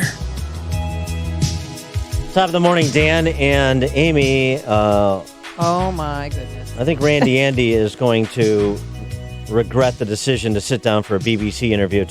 Of course, I'm talking about Prince Andrew, who has been embroiled in the Jeffrey Epstein scandal because of allegations made specifically against him by Virginia Roberts. Yeah, and he, I don't know if he has a PR person, but if he does, that person should be fired because he started talking about...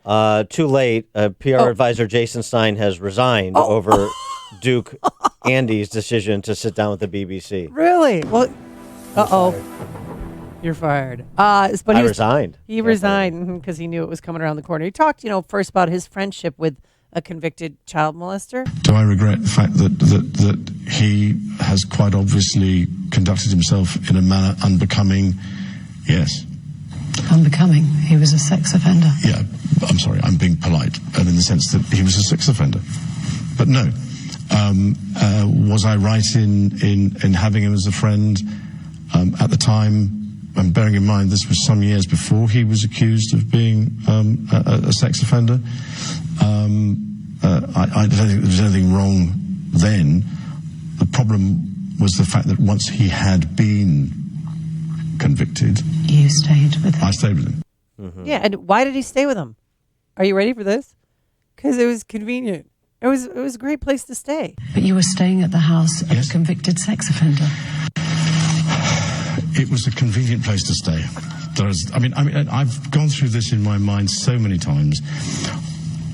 At the end of the day, with the benefit of all the hindsight that one could have, it was definitely the wrong thing to do. Yeah, and he said that he stayed with him for 4 days, Dan, to let Jeffrey Epstein know that their friendship was going to have to end.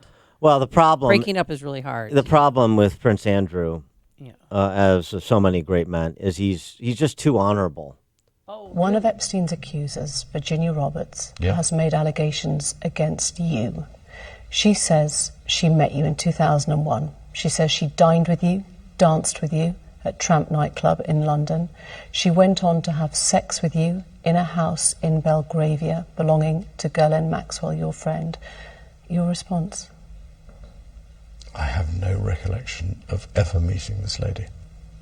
None whatsoever. You don't remember meeting her? No. But you were staying at the house of a convicted sex offender. It was a convenient place to stay. I've gone through this in my mind so many times. At the end of the day, with the benefit of all the hindsight that one could have, it was definitely the wrong thing to do. But at the time, I felt it was the honourable and right thing to do. And I admit fully that my judgment was probably coloured by my tendency to be too honourable, but that's just the way it is. Yeah.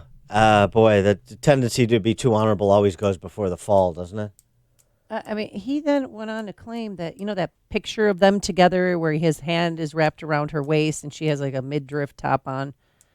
He said that was Photoshop. So he's a victim here, Dan, of Photoshop. So I never met that woman. Okay. In your hanging out with Jeffrey Epstein, did you meet other women?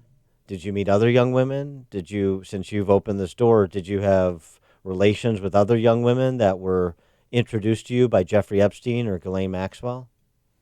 If you can't remember, not remembering Virginia Roberts specifically, okay, so we'll go there. I mean, we'll take that at face value, but what about generally speaking? Forget the names. What about your time with those individuals? What did you do? I mean, how did this guy earn the nickname Randy Andy with the British press? He said the day that Virginia Roberts Giuffre claims that he had sex with her, that was the day he took one of his royal daughters to Pizza Express for a party. And he said he remembers it well because going to Pizza Express was a very unusual thing for us to do. Mm-hmm. And he also, Virginia claimed that he was sweating profusely at times when they would have sex. And he said, no, that's not true because I have a medical condition where I can't sweat. Like Chris Christie. That's that medical condition is called being fat. Here he is talking about being a victim of photoshopping. I have absolutely no memory of that photograph ever being taken. But it's possible that it was you with your arm around That's her me, but whether that's my hand or whether that's the position, I have simply no recollection of a photograph ever being taken. I mean, would you ever think about continuing, though, a friendship with someone who is convicted of sexually, well, that's why child molesting? Getting into the minutia of this and his, his faulty memory, you can't let him get away with a faulty memory defense and limit it to the Virginia Roberts accusation. Give us a description of what you did during the time you spent with the likes of Jeffrey Epstein and Ghislaine Maxwell. What did you guys do?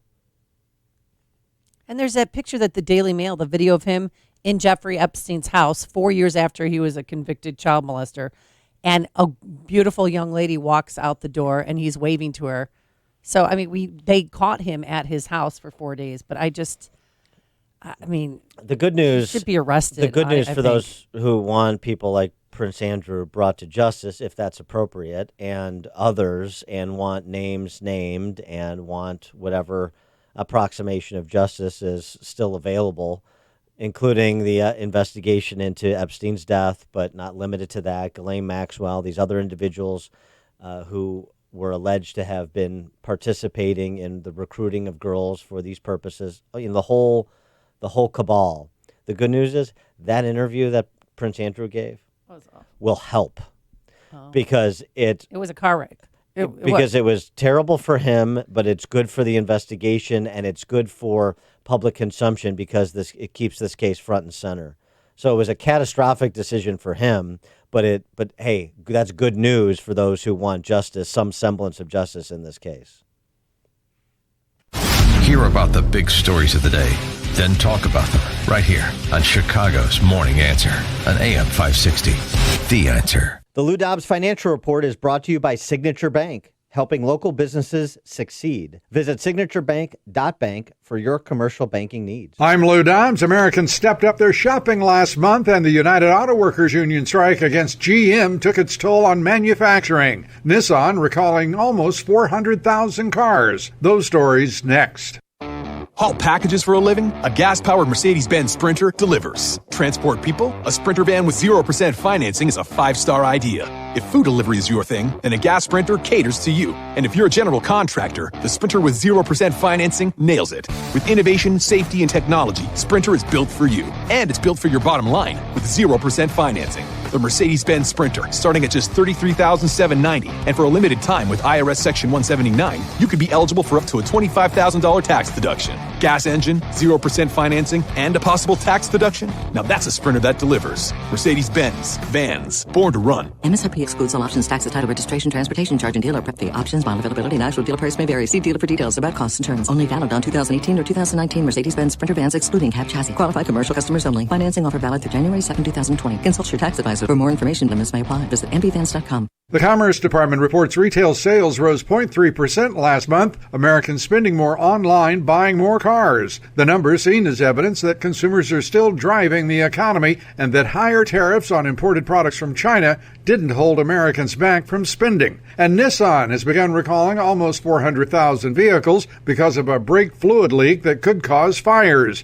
The Federal Reserve reports that manufacturing output fell last month by 0.6%, with the United Auto Workers Union strike against General Motors the principal reason. Production of cars and auto parts fell more than 7%. Overall, industrial production, including utilities, factories, and mines, experienced the biggest decline since May of 2018. Please join Join me for Lou Dobbs tonight, 7 o'clock and 10 Eastern on the Fox Business Network. This is the Lou Dobbs Financial Report. Hey, are your doors or windows sticking, uneven floors, new cracks in your drywall? Well, many homeowners across Chicagoland and Northwest Indiana are experiencing the symptoms of structural issues. Are you aware these indicators can be signs of damage to your home's foundation? You know, all too often homeowners pay an expensive consultation fee just to determine the problem. Don't be one of them. Call Permaseal today at 800-421-SEAL. A certified structural consultant will thoroughly evaluate your foundation and offer you a permanent solution at absolutely no charge. For over 40 years, Permaseal has been committed to providing quality, proven products, and superior customer service that you deserve. Hey, when the work is done, you'll have a transferable warranty along with priceless peace of mind. You know who to call. Permaseal, 800-421-SEAL, or go to permaseal.net. Policies issued by American General Life Insurance Company, Houston, Texas. Not available in all states. For details, visit AIGdirect.com. Do you have a family? Would you like to help make sure they'll be taken care of if anything were to happen to you? If you answered yes, you probably need life insurance. Now, do you think life insurance is expensive? If you answered yes to that too, you definitely need to give AIG Direct a call. We could find you a $250,000 policy for just $14 a month, which means you could save hundreds of dollars a year. Call us now for a free, no-obligation quote. 1-800-600-5451.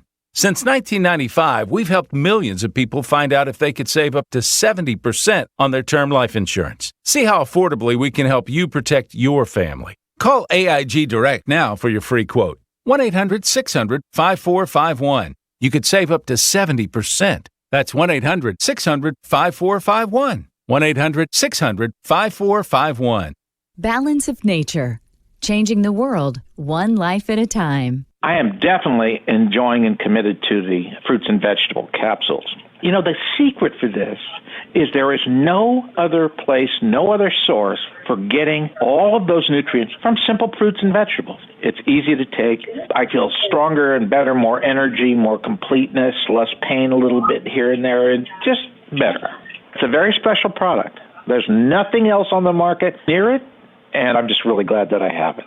Experience the Balance of Nature difference for yourself. Call or go online now and become a preferred customer, which gives you our best pricing and free shipping. And we will take an additional 35% off of your first order. This will be a limited time offer, so don't wait. Call 800-2468-751. That's 800-2468-751. Or go to balanceofnature.com and use discount code Chicago. AM 560. The Answer.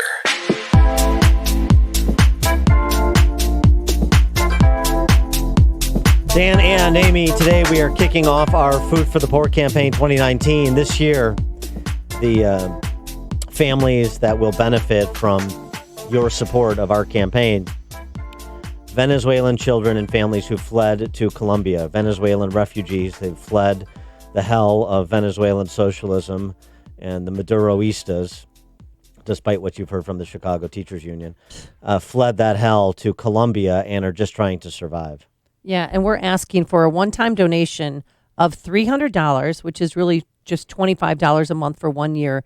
And with that, it will feed a Venezuelan family of 4 in Colombia for 1 year.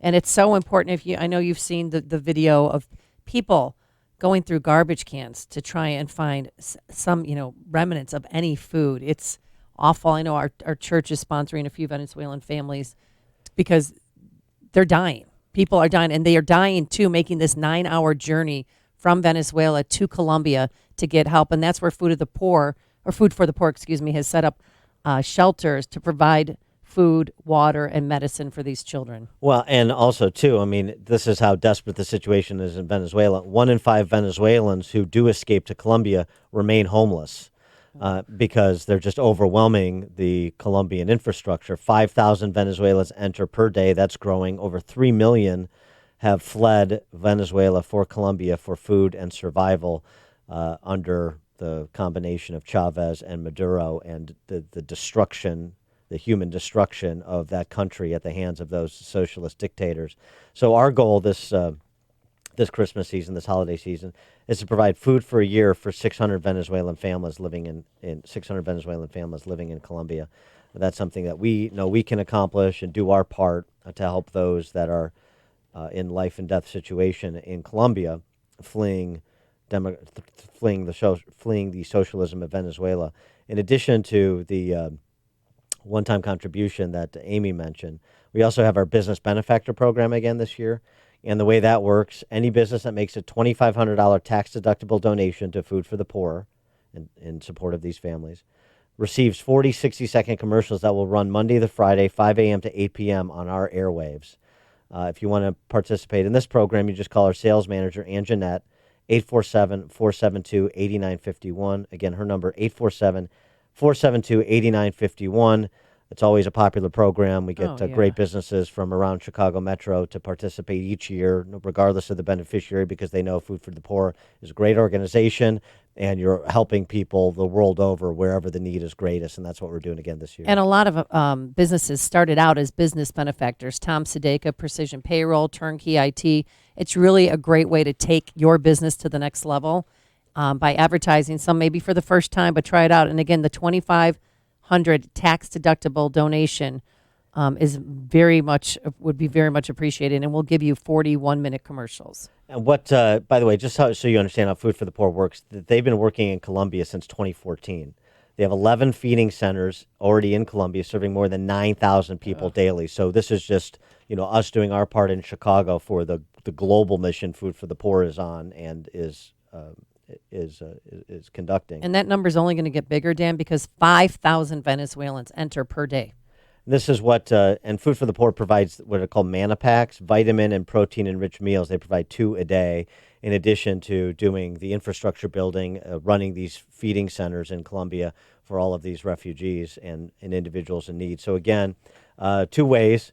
The one-time contribution of $300 to provide food for a year for a Venezuelan family of 4 who's a refugee in Colombia, or anything that you can afford. 844-862-HOPE, 844-862-4673, or that business benefactor program. Again, $2,500, 40 60-second commercials, in addition to the good that money will do for those families in Colombia.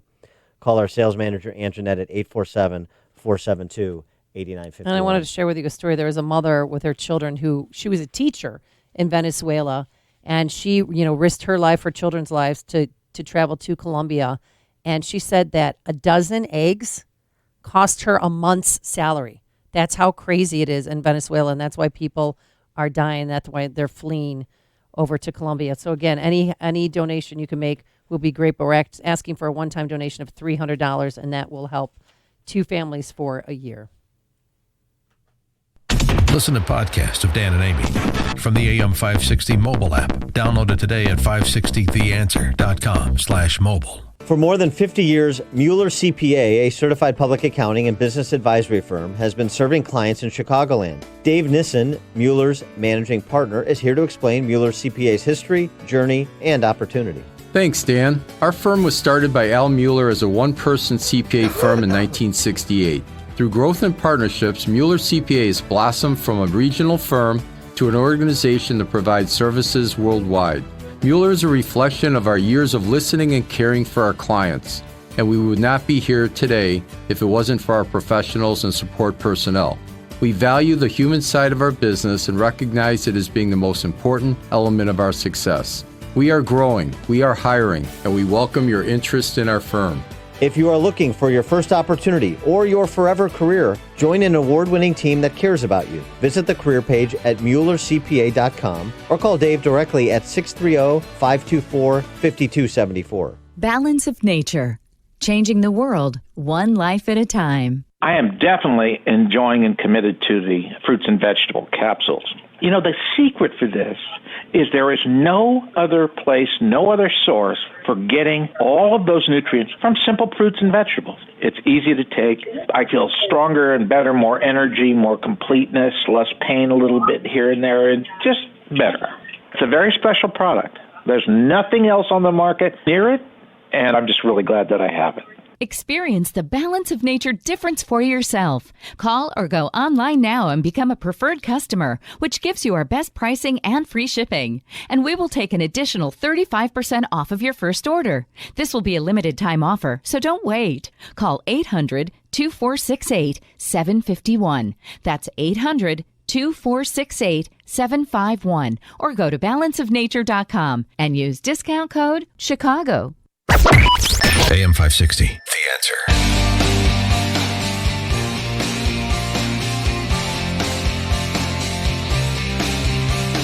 Dan and Amy, you know, it's difficult for us straight white males these days to express our political opinions. Oh, yeah. I mean, not for me, but for a lot of straight white males. So there's a new service. It's a political opinion surrogates. Yeah. Here's how it works. Are you scared that your opinions will be deemed wrong because of your race, gender, or sexual persuasion? Do you want to be honest? But MTV's Decoded says it's problematic. Have you been told to stay in your lane or to stop mansplaining? Stay in your lane! Stop mansplaining! It's 2019, and you're afraid to say what you think. But we aren't. Who are you? Political opinion surrogates. That's right. Whatever your opinion. We have a member of a protected class who shares your views and is ready to express them for you. That way, it won't be dismissed on account of you being you. Political opinion surrogates. There when you need them most. Yeah, like, for example, you know, you're a straight white guy in an office environment, the topic of life, abortion comes up. Yeah. You need to sub it out. Are you pro-life in the office? What? So you want to control women's bodies, Ben? No, I don't. Unless you're a man who supports women's right to choose, you're not allowed to have an opinion on abortion. Exactly. So let this POS, pro-life woman, step in and express this controversial opinion that we both share. Wait, you're pro-life? That's right. Woman to woman, let's talk babies, bitch. I don't think this is appropriate in the workplace. Yeah, so there you go. You sub out to the POS, the political opinion surrogate. Or for another example, you know, you're roller skating and you, does anybody do that anymore? Rollerblading? Yeah, I guess. rollerblading. And you want to opine on whether or not Jack Phillips has to bake a cake. Because when we started only focusing on the right of businesses to make... Oh, no, that's not it. Well, I guess that one got switched out. But anyway, political opinion surrogates is the way to go. You just find somebody that has a higher intersectional score that has the same views as you, and then you sub them into the conversation. Wait, is it online? Yeah, we the Internet TV are the folks that came up with this little idea. It's very good. They do some good stuff. That's one of them. Coming up on Chicago's Morning Answer. We'll talk to Freddie Gray, deputy editor of The Spectator and host of the Americano podcast. Resistance Reality TV has jumped the shark. Is anybody watching the impeachment at 7:07? But now let's head straight into the newsroom and say good morning to Colin McIntyre, who's in for Mike Scott. Good morning. A police shooting in Gary, Indiana. A deadly shooting at a Chicago subway restaurant is under investigation. And a Morton College student is being charged after police found weapons in his vehicle. Those headlines and more on AM 560 The Answer, WIND, Chicago.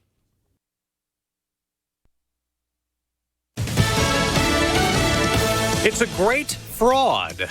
I'm Dave Anthony, Fox News. That's what President Trump just tweeted about the impeachment inquiry, but he added, "We are winning and will win." Democrats say the testimony in the Ukraine controversy so far has been damaging. 8 more witnesses will testify this week in 3 more public hearings. Fox's Rachel Sutherland live in Washington. Dave, an invitation from House Speaker Nancy Pelosi to President Trump. Come before the House Intelligence Committee and speak the truth. Speaker Pelosi on CBS Face the Nation. He has every opportunity to present his case. Republican Congressman Steve Scalise defended the president on Fox News Sunday. President Zelensky was thanking President Trump for the things he's done, like selling the Javelin missiles, which helped them stand up to the Russian aggression. European Union Ambassador Gordon Sondland, who had several conversations with the president, is set to testify on Wednesday. Dave. Rachel, police in Fresno, California are searching for whoever shot up a house party last night, killing 4 people, injuring 6. There were about 3 dozen people at a home just watching a football game, many of them in the outdoor backyard area. Somebody came up around 8 p.m. and started shooting. Police are looking for at least one person, but right now they have no clues as to who that person might be. All of the victims in this case were Asian men between 25 and 35 years old. That's Marie Ettinger with Fox 26 TV in Fresno. Fresno and Santa Clarita, California. Thousands showed up at a vigil for the victims of Thursday's shooting at Saugus High School. Riley Muehlberger's sister was one of the two murdered, and he remembered Gracie as gorgeous, radiant, angelic, caring, intelligent, and energetic. 3 others were injured by a gunman who on his 16th birthday also shot himself and died the next day. The case against the accused gunman in the Parkland, Florida high school shooting last year that left 17 students and adults dead is back in court today with another hearing. Nicholas Cruz could ultimately face the death penalty. America's listening to Fox News. Good morning. It's 36 degrees in Chicago at 7:02 on AM 560 The Answer. I'm Colin McIntyre. A man is wounded following an officer-involved shooting in Gary, Indiana. Police responded yesterday to a report of a man with a weapon in an apartment complex on Roosevelt Street. Officers reportedly fired shots while the man was in a car. He was hospitalized where his condition isn't known.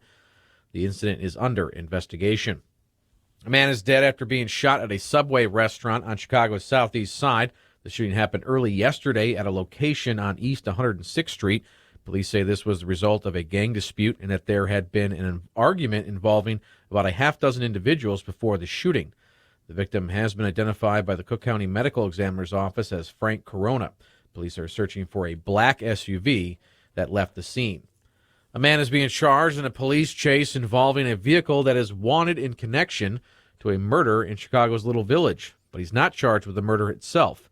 Armando Lopez was arrested for felony aggravated fleeing and other counts after a chase that was initiated late Friday night. Police say the vehicle matched the description of one that was involved in a drive-by shooting that killed Frank Aguilar early last week. A Morton College student is facing charges after police say they found weapons in his vehicle at the college in suburban Cicero. Even though Anthony Gubon had a valid license to carry, he is being charged with a violation of the concealed carry law that forbids license holders from knowingly bringing weapons onto school campuses. A witness reported seeing 2 guns in a parked vehicle on Thursday afternoon, and police reportedly found several more. President Trump is promoting a new book by Chicago Cubs owner Joe Ricketts. Trump tweeted yesterday to go out and get the book, titled "The Harder You Work, the Luckier You Get." The president said much can be learned from Joe Ricketts. He also called him the most successful businessman, one of the most successful businessmen in the country. Moving on to sports, Todd Gurley ran for 97 yards and a touchdown as the Rams beat the Bears 17-7 on Sunday Night Football in Los Angeles. Mitchell Trubisky passed for 190 yards, a touchdown, and an interception for Chicago. He was benched for backup Chase Daniel late in the fourth quarter with what the team has called a hip injury. The Bears have lost 5 of 6, and they have dropped to 4-6 on the season.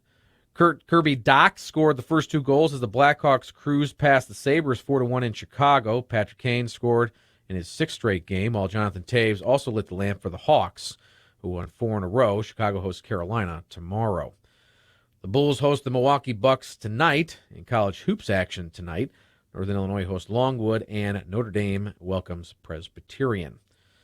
News is a service of Staples. Staples is celebrating Black Friday early with huge savings on laptops, printers, and more, like the Lenovo Flex 6 2-in-1 laptop with Intel Core i5 processor for just $49.99.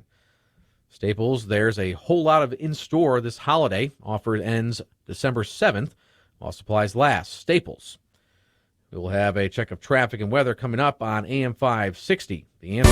Hey, how would you like to have your mortgage or rent paid for an entire year? Would that qualify as a Christmas miracle? It's a Christmas miracle. Yeah, you betcha. So it could happen if you enter to win our Christmas Mortgage Miracle contest, presented by AM Woodland Outdoor Design from now through December 20th. But you can only win if you enter. And to do that, go to 560theanswer.com and search for the keyword miracle. That's 560theanswer.com, keyword miracle, to enter for a chance to have your mortgage or rent paid for all of 2020. The holiday season is here, and it's time for our best offer of the year during the Ford Black Friday event.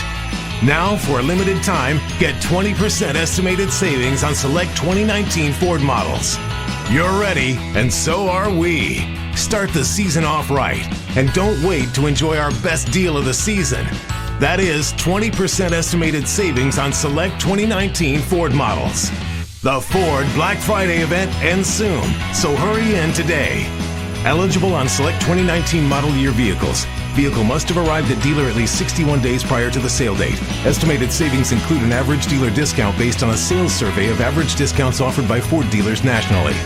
Discount may vary. Dealer determines price.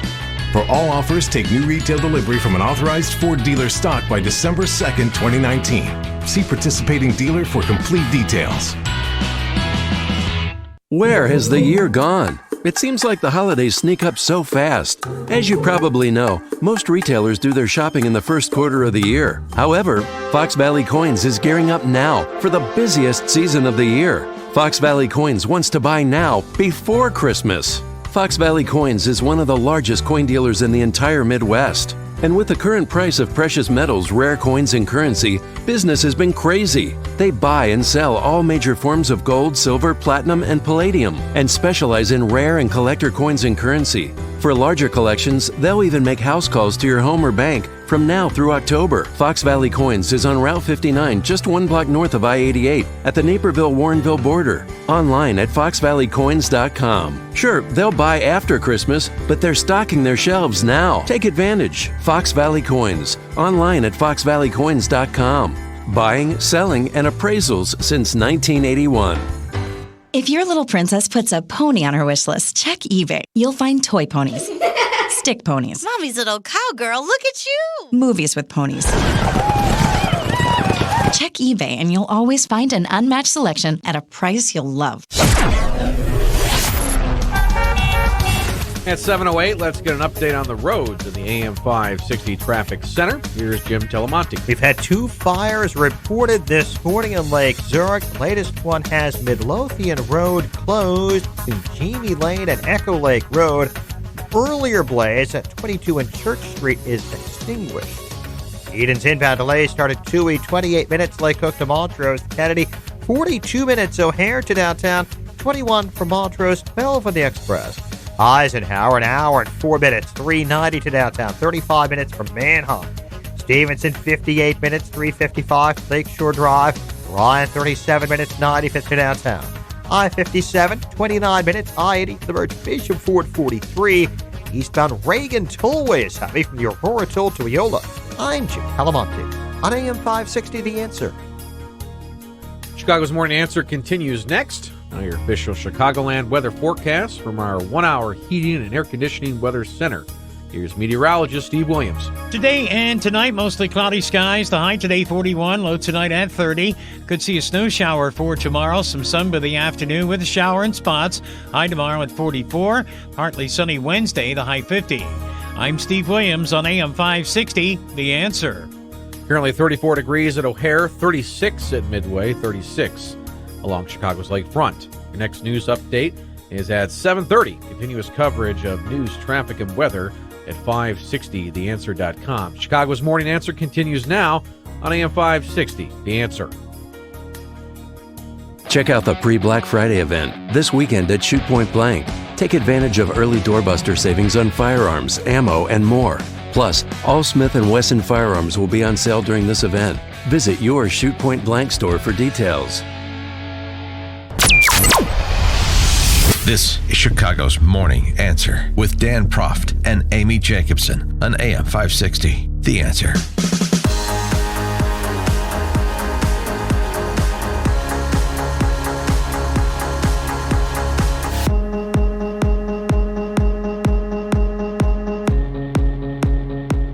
Dan and Amy, I wanted to pick up this speech that Marco Rubio gave at Catholic University the other week. It's important because it sort of speaks to this question of what comes after Trump, or what do Republican voters or the Trump coalition voters, because it's not just Republicans, of course, what do they want? Yeah. Marco Rubio has tried to fashion an answer, and be interested to get your reaction as to whether or not you think he's on the mark. 312-642-5600, turnkey.pro answer line. 64636DA, turnkey.pro text line. He memorialized this also in an op-ed at firstthings.com. where he talks about the false choice between a purely market economy and a purely government-centric economy. He rejects both.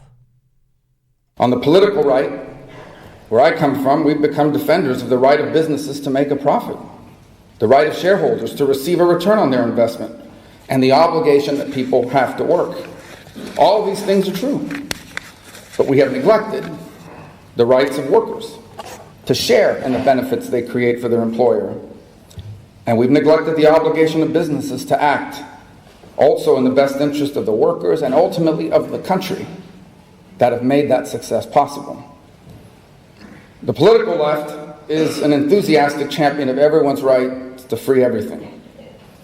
And they never shy from reminding us of businesses' obligations to share with their workers and the government. But they rarely focus on our obligation to work and do not focus nearly enough on a business's right to make a profit. This false choice between these two extreme points of view, that's what we faced in this country for almost 3 decades. Is that a false choice? 312-642-5600, turnkey.pro answer line. 64636DA, turnkey.pro text line. Rubio goes on to talk about economic policy in the national interest, not necessarily in the interest of profit maximization. Now, let me start by saying that I am an enormous supporter of free enterprise. Free enterprise made America the most prosperous nation in human history. But the prosperity that it created profits for businesses. But that prosperity wasn't just about making a profit. It was also about the creation, the availability, and the durability of dignified work for people.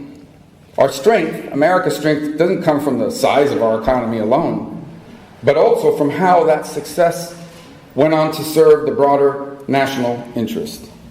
Returning shareholder value is not the highest good. Because when we started only focusing on the right of businesses to make a profit, and we stopped recognizing that with that right comes a corresponding obligation for these businesses to reinvest in the country that made those profits possible, then large corporations can easily become nothing more than a financial vehicle. Financial vehicles for shareholders, managers, and banks to assert their claim over. It's how we wind up in much of our conventional wisdom with the belief that a right to return money to shareholders is a right above all others. It is a right. It shouldn't be illegal. There's nothing wrong or inherently immoral about returning investments to shareholders and profits to shareholders. But it is not a right above all others. And the obligation to invest for the benefit of our workers and our country became an afterthought. And he talks about this in the context of, for example, economic security. So rare earth minerals, primarily found in China. We primarily outsource the access to China. And of course, those rare earth minerals are critical in high-tech businesses, right. For the provision of high-tech goods. Mm-hmm. So from a national security perspective, this is important. This is why markets alone won't do. The notion that left unguided, without any sort of policy involvement, the market will solve our problems, that is not going to restore a balance between the obligations and rights of the private sector and working Americans. Because it may lead to GDP growth and record profits. Nothing wrong with either one of those. They're both good. But economic growth and record profits alone will not lead to the creation of dignified work. Is that right? Record profits and GDP growth alone will not lead to the creation of dignified work. These are the phrases: common good capitalism and dignified work. Rubio, to be fair, wholly rejects socialism, as you might expect. Here's why. A government that guarantees you a basic income is also the government that controls where you work and how much you make. A government that promises you free health care, which is not free, is also one that controls who your doctor is and what care you receive and when you receive it. A government that promises everyone that college is going to be free or that schools are going to be free. Again, it's not free, but it also becomes a government that controls what school you have to go to, and even what you're allowed to be taught. And a government that seeks to control all of our societal needs, in essence, to step into the role played by community, churches, and PTAs, and school teams, and other community groups. A government that does that also becomes a government that tells churches what they can preach, and that tells community members how they can interact. So we don't need socialism. Agree with that. The question is, do we need common good capitalism? What we need is to restore common good capitalism. What is common good capitalism? It's a system of free enterprise in which workers fulfill their obligation to work and they enjoy the benefits of their work, and where businesses enjoy their right to make a profit and reinvest enough of those profits to create dignified work for their workers and for America.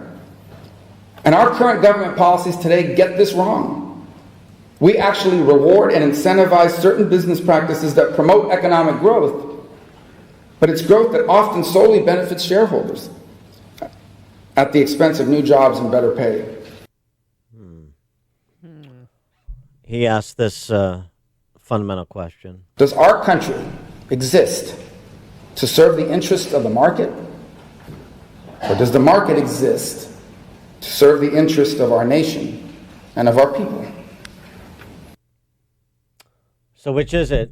Common good capitalism or just capitalism? Does the market exist to serve our country, or does our country exist to serve the market? And by the way, these are abstractions, right? The market is just me and you exchanging a good or a service as human beings freely interacting. That's what the market is. So let's not make these abstractions. Let's put human faces on them, because that's what we're talking about. Human interaction, human action, to borrow from Von Mises. Well, you made it sound like big corporations, have destroyed the best aspects of American life. Have they? I don't think he went that far, but he suggests that they don't have the national interest in mind. They have profit maximization in mind, and so policymakers need to combine healthy respect for profit maximizing businesses that have driven us to be the world's richest nation, with a healthy perspective on our national interests. And again, he uses the rare earth minerals as one example, although in real life, Marco Rubio from Florida would also use sugar subsidies, subsidizing the sugar industry as in our national interest too. And this starts to get into a bit of the problem, right? I mean, the sugar industry is big in Florida, and so he supports sugar subsidies. Are those really in our national interest, or are those just in Marco Rubio's political interest? And when you have politicians talking about everything in the context of what's in our national interest, that happen to probably be more aptly described as in their very parochial political interests, is common good capitalism at the hand of politicians really a thing?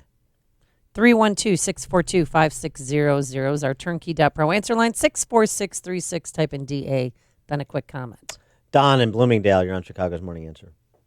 Yeah, I don't know if this is politically correct or not, but Mark Rubio speaketh with forked tongue. He wants it both ways. And when you ask a regular Joe on the street, I'm a contractor. I've got 5 guys sitting on a job right now waiting for me to bring them materials. They don't care about my profit margin. They just want me to provide them work for 40 hours a week, which I do every year. And they don't care about what I do as much as what I bring to them. And what they do with their money is up to them. Where they invest it, that's their business. But if you ask the common Joe on the street, what's the responsibility of a corporation? They say to you to provide a job and benefits to their employees, and that's totally wrong. It's to provide it's to show profit to the stockholders and give them money. That's it. And when you tell them that, they look at you like you got horns growing out of your head, because the average person hasn't been taught this in school at any level. Thank you for the call. Don, Lisa in Albany Park. Morning, Dan and Amy. So Milton Friedman has a great series right now, Free to Choose, and he talks about this exact same thing.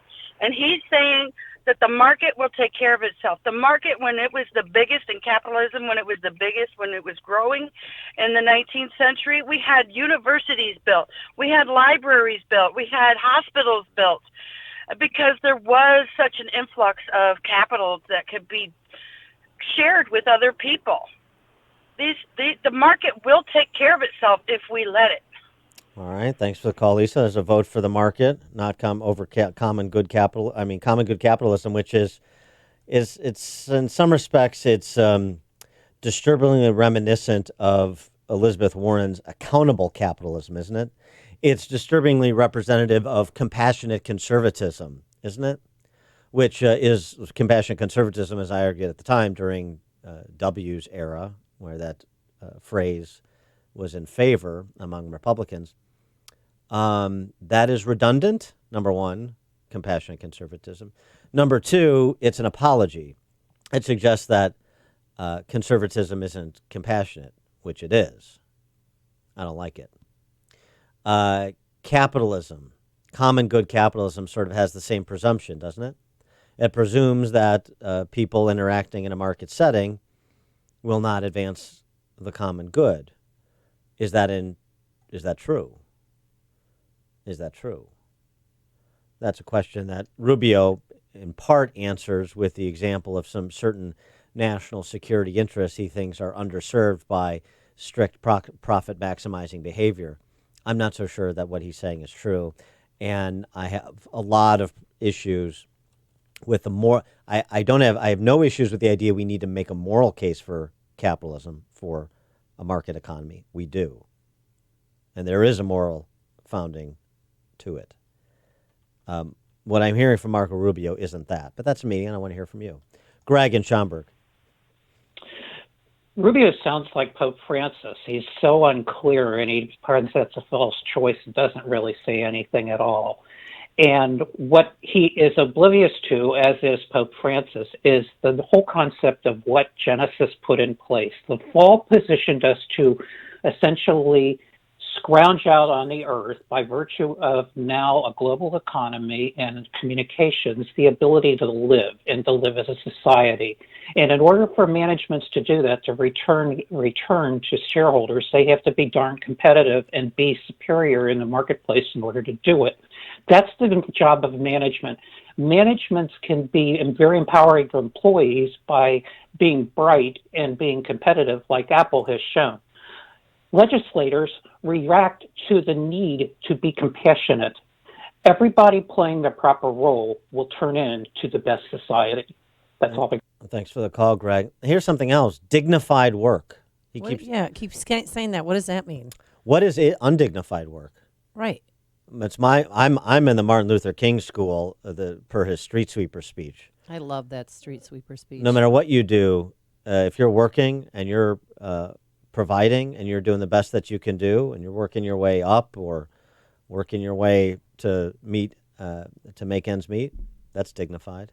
There's nothing undignified about manual labor. There's nothing undignified about any job, within the bounds of legality and morality. So what's this dignified work business? He doesn't really define that. It's like, I'm doing a job I don't like. I wish I had this job instead of that job. That doesn't make the job you have undignified, number one. Number two, if dignified work means I'm doing work that's equal to my sense of my own human dignity and nothing less will do, boy, we're going to have a lot of people go golf from the workforce. Well, I kept thinking because his mom was a hotel maid growing up. And was that undignified? That's what the thing. I wanted to, are you talking about maybe your mom's profession, or what's undignified here? It's not undignified. It's not at all. Mark in Plainfield. Good morning, Dan and Amy. An example of undignified work would be the time Danny Bonaducci was forced to give a Christmas broadcast at a pear tree. Get it? Partridge in a pear tree? That's a good example. Yeah. That is undignified. As Rubio another caller said it, he's talking both ways. I'm a CPA, and when push comes to shove, you go with the market. That said, companies do need to behave ethically and responsibly and look at the long term, and not just are we meeting this quarter's profit projection. And I look at the economy as a triangle. You have the corporations on one side, the employees on the other, and the government's supposed to be the referee. The problem is the government is no longer the referee. It's picking sides, and that's part of the problem. You can't dictate what the free market will choose, and that's kind of where common good capitalism is leading to. You're trying to force the invisible hand where it may not want to go. Thanks, Mark. John and Palatine. Good morning, Dan and Amy. I think little Marco is just trying to position himself for 2020 to try and cater to steal some of the Democrat young socialists out there. And the thing is, the minute you try and sway or steer the market in any way, it doesn't become a free market economy anymore. And so then it just negates capitalism altogether. A free market is just that, a free market economy. Thanks. Thanks for the call, John. It's news, opinion, insight. This is Chicago's Morning Answer on AM 560. The Answer. Signature Bank is Chicago's fastest growing independently owned business bank. It's a bank where relationships still matter. Signature Bank knows your name and your story. I'm Dan Proft, and I know this because Signature Bank is my business bank. Hi, I'm Rick Blavelone, second-generation owner and CEO of Marketing Innovators and a customer of Signature Bank. Our family-run company was founded on the belief that connecting to people on a human level is the best way to build a great business. And when we were looking for a new bank, we didn't have to look far. We shared an office building with Signature Bank in Rosemont and quickly saw that they were truly locally owned and operated. That's why we partnered with Signature. And that relationship makes every business decision better and every communication clearer.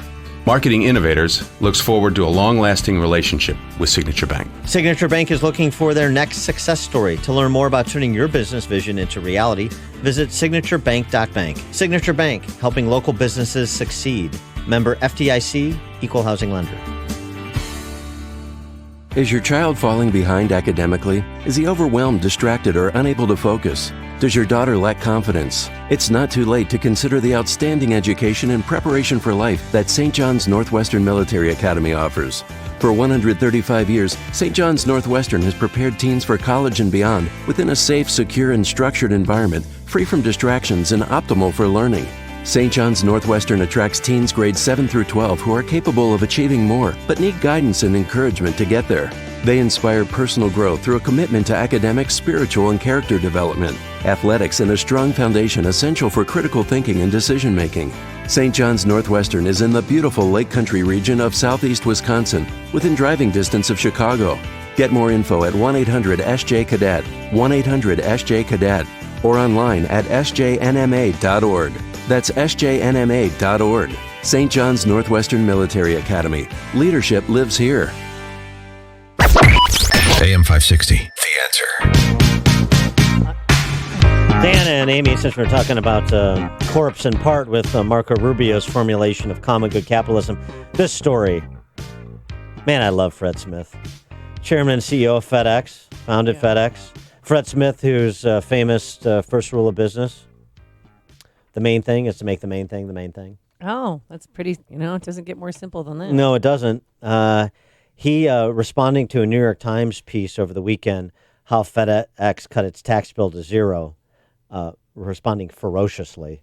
The New York Times published a distorted and factually incorrect story on its front page on Sunday, considering our billions of dollars of tax payments and billions of dollars investments in the U.S. economy. Pertinent to this outrageous distortion of the truth is the fact that, unlike FedEx, the New York Times paid zero federal income tax in 2017 on earnings of $111 million and only $30 million in 18% of their pre-tax book income. Also in 2018, the New York Times cut their capital investments nearly in half to $57 million, which equates to a rounding error when compared to the $6 billion of capital FedEx invested in the U.S. economy during the same year. I hereby challenge A.G. Sulzberger, publisher of the New York Times, and the business section editor to a public debate in D.C. with me and the FedEx corporate vice president of tax. Oh, can I come? Can I come? Maybe you can be the moderator. Can I be third chair? Yeah.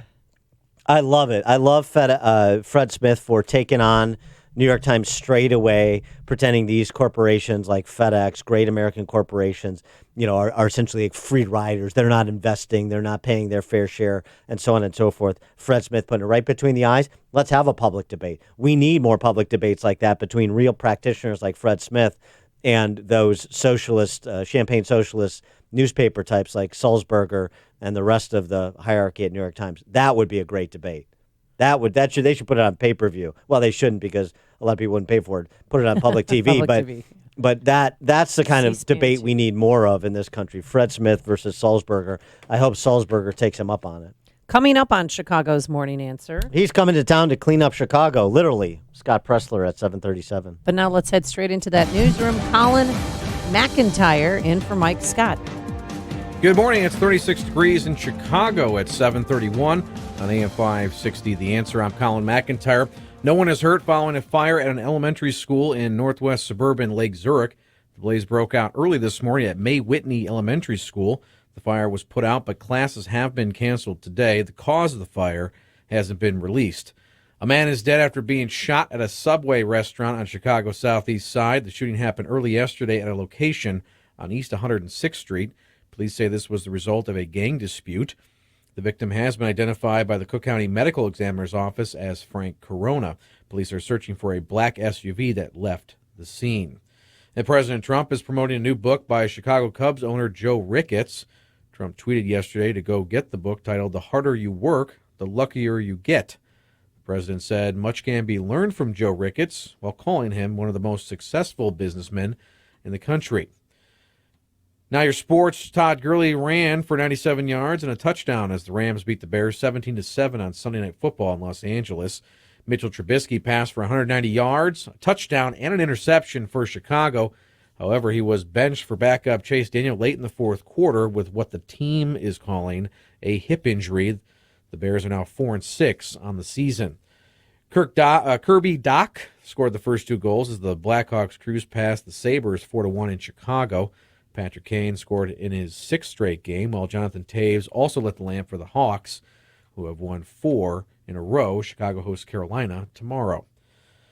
The Bulls host the Milwaukee Bucks tonight, and in college hoops actions tonight, Northern Illinois hosts Longwood, and Notre Dame welcomes Presbyterian.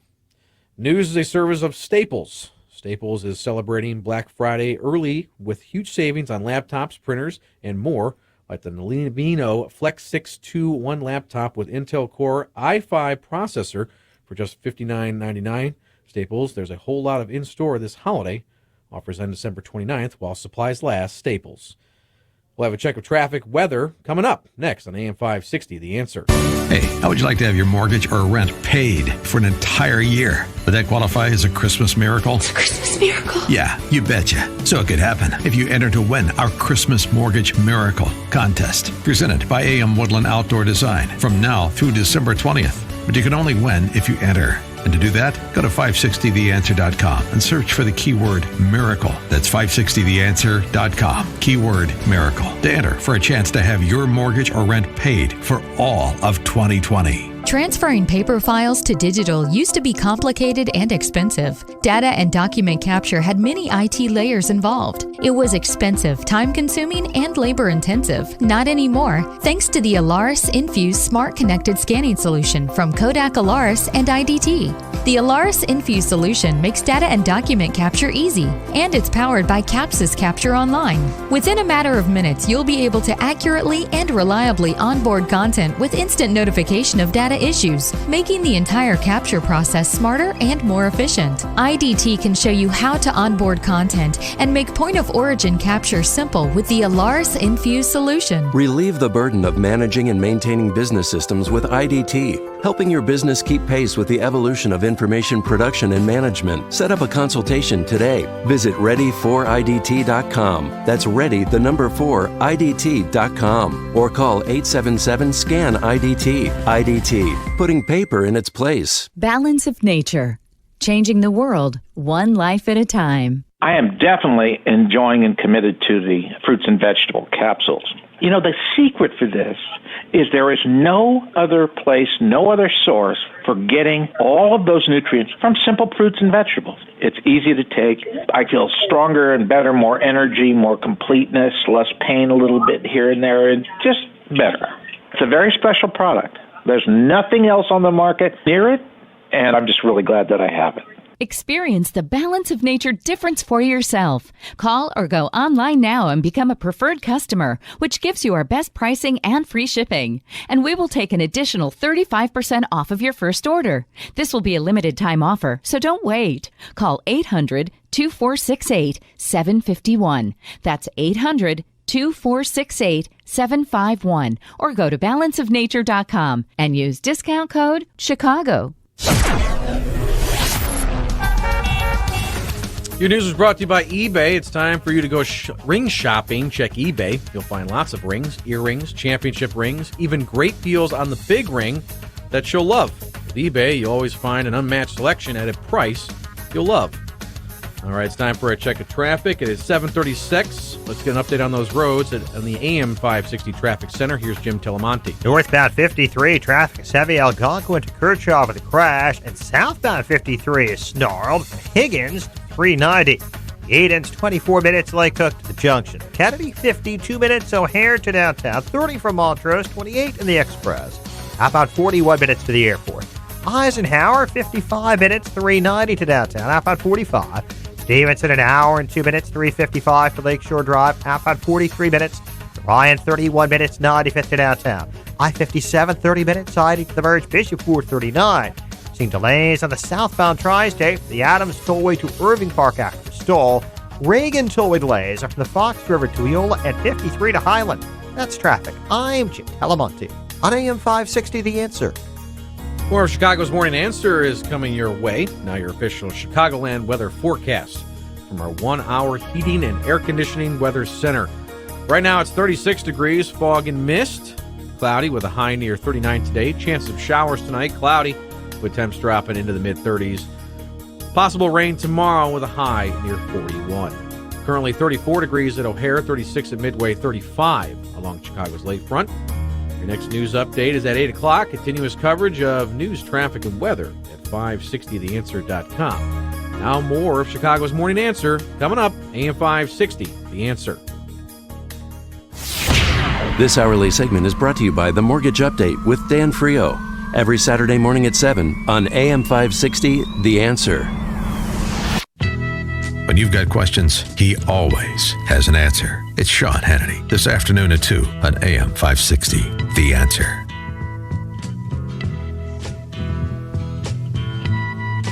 Top of the morning, Dan and Amy from the CWB this weekend. My favorite, they cover the crime beat in Chicago, CWB Chicago. Yeah. They're the best. 5 guys that remain anonymous. They listen to the Chicago Police Scanner so you don't have to and pick up the best, most often entertaining exchanges. Police Dispatch, Jewel is calling. A woman broke a bottle of liquor, took a swing at the manager, fell down, and is now lying on the floor drinking booze and eating chicken from the hot table. I've always wanted to do that. Eat from the hot table. Do you even know what that is? Because you don't go grocery shopping? I don't. It's where they have the hot prepared foods that you can just grab and pretend to your children that you made dinner and you really didn't. Broke a bottle of liquor, took a swing at the manager, fell down, lying on the floor, drinking booze, eating chicken from the hot table. Sounds like the lyrics of a Buddy Guy song. Uh-huh. I love it. Also, in disturbing news, those gun buyback programs that the politicians like so much. Oh, yeah. Huh. One of the guns that was purchased by the city of Chicago in one of the gun buyback programs shows up at a murder scene. Oh, no. Somehow the Smith & Wesson that was purchased by the city ended up in the hands of a 22-year-old felon and gang member, previously convicted of sexual abuse of a minor, unlawful use of a weapon, and battery. How'd the gun get in his hands? Huh. Yeah.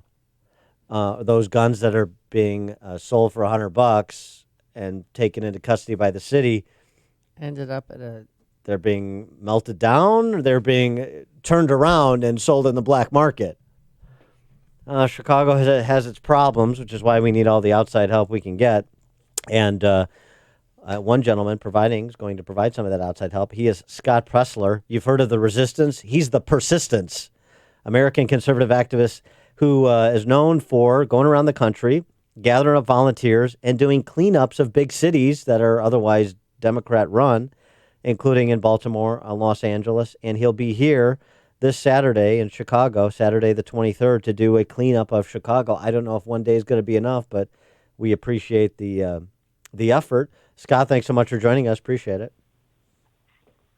Oh, thank you. And we are coming, whether rain, snow, or shine. So I'm ready with my parka. Very good. And so but just take a step back and give us the genesis of this idea to do these cleanups of big cities around the country. Sure. Well, it was born on Twitter. It started with our president, who brought national attention to the city of Baltimore.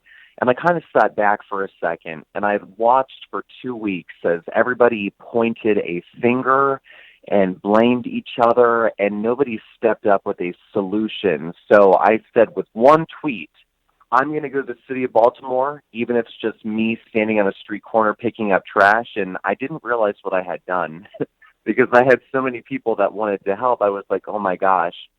So we organized a cleanup within 6 days, and we had 170 volunteers from across the country. We picked up 12 tons of trash in 12 hours in the city of Baltimore in August of 2019. And I realized, I have this big platform on social media, but what does that mean? What do all of these likes and retweets and followers mean unless I use my platform to do good? So I decided I'm going to go back to the city of Baltimore and keep a promise to the residents who have never had promises kept to them. And then we went to Los Angeles and we picked up 50 tons of trash. And I told my mom and dad, I was like, Mom and Dad, you know what? I'm kind of good at picking up trash. Yeah. So now I'm on this mission to kind of use my platform to make America a cleaner, greener place, which is why we're coming to Chicago. All right, where Saturday. are you going to start in Chicago? Because we have different homeless camps where there's a lot of garbage. Yes. There's one in Avondale. There's one near the Dan Ryan 75th Street. Where are you starting? And how can people join you? Well, I'm keeping the location very tight-lipped right now. All I can say is that we are going to be in the Inglewood area. But if anybody would like to join us, I urge you to please go to scottpressler.org. There's only one S in Pressler to sign up. Or you can go to my Twitter at Scott Pressler. But just due to the nature of what we're doing and for safety and security, we're not going to release the location details until the day prior to Saturday. Is your safety at risk, or why not disclosing it now? We've gotten, now this is going to blow your mind, we've had people email me saying that they were going to protest us, and now I really want you to understand what I'm saying. Right. At 7:35 in the morning, people want to protest grown adults picking up trash in the city of Chicago. I think that's perfect. So, what a perfect example of the left. We literally do not want to help. We just want to virtue signal. I mean, if there's a more concrete illustration of that, I don't know what it is. Oh, no, I totally agree. I mean, it's so asinine that people would want to protest me picking up trash. When we went to Baltimore, the Baltimore Sun, very similar to, for example, the Chicago Tribune. I could see them, potentially criticizing us for picking up trash. And it's like, whatever, I'm going to do the right thing because it's the right thing, whether people disagree with me or want to protest or not. So we're going to be out there on Saturday, November 23rd, and people can sign up at scottpressler.org. How have you been received in other cities and perhaps even in Chicago in advance of your coming here by local politicians, other community groups? Have you had anybody say, we'd love to partner with you on this? We represent, we're this charity or this community group or this school or whatever? Well, the best part has been, even though the city of Baltimore, the first time we went into town, denied us permits. Yes, permits to pick up trash. Dumpsters. Yeah, right. We were welcomed by the locals. I mean, everybody was coming out and they were saying, thank you.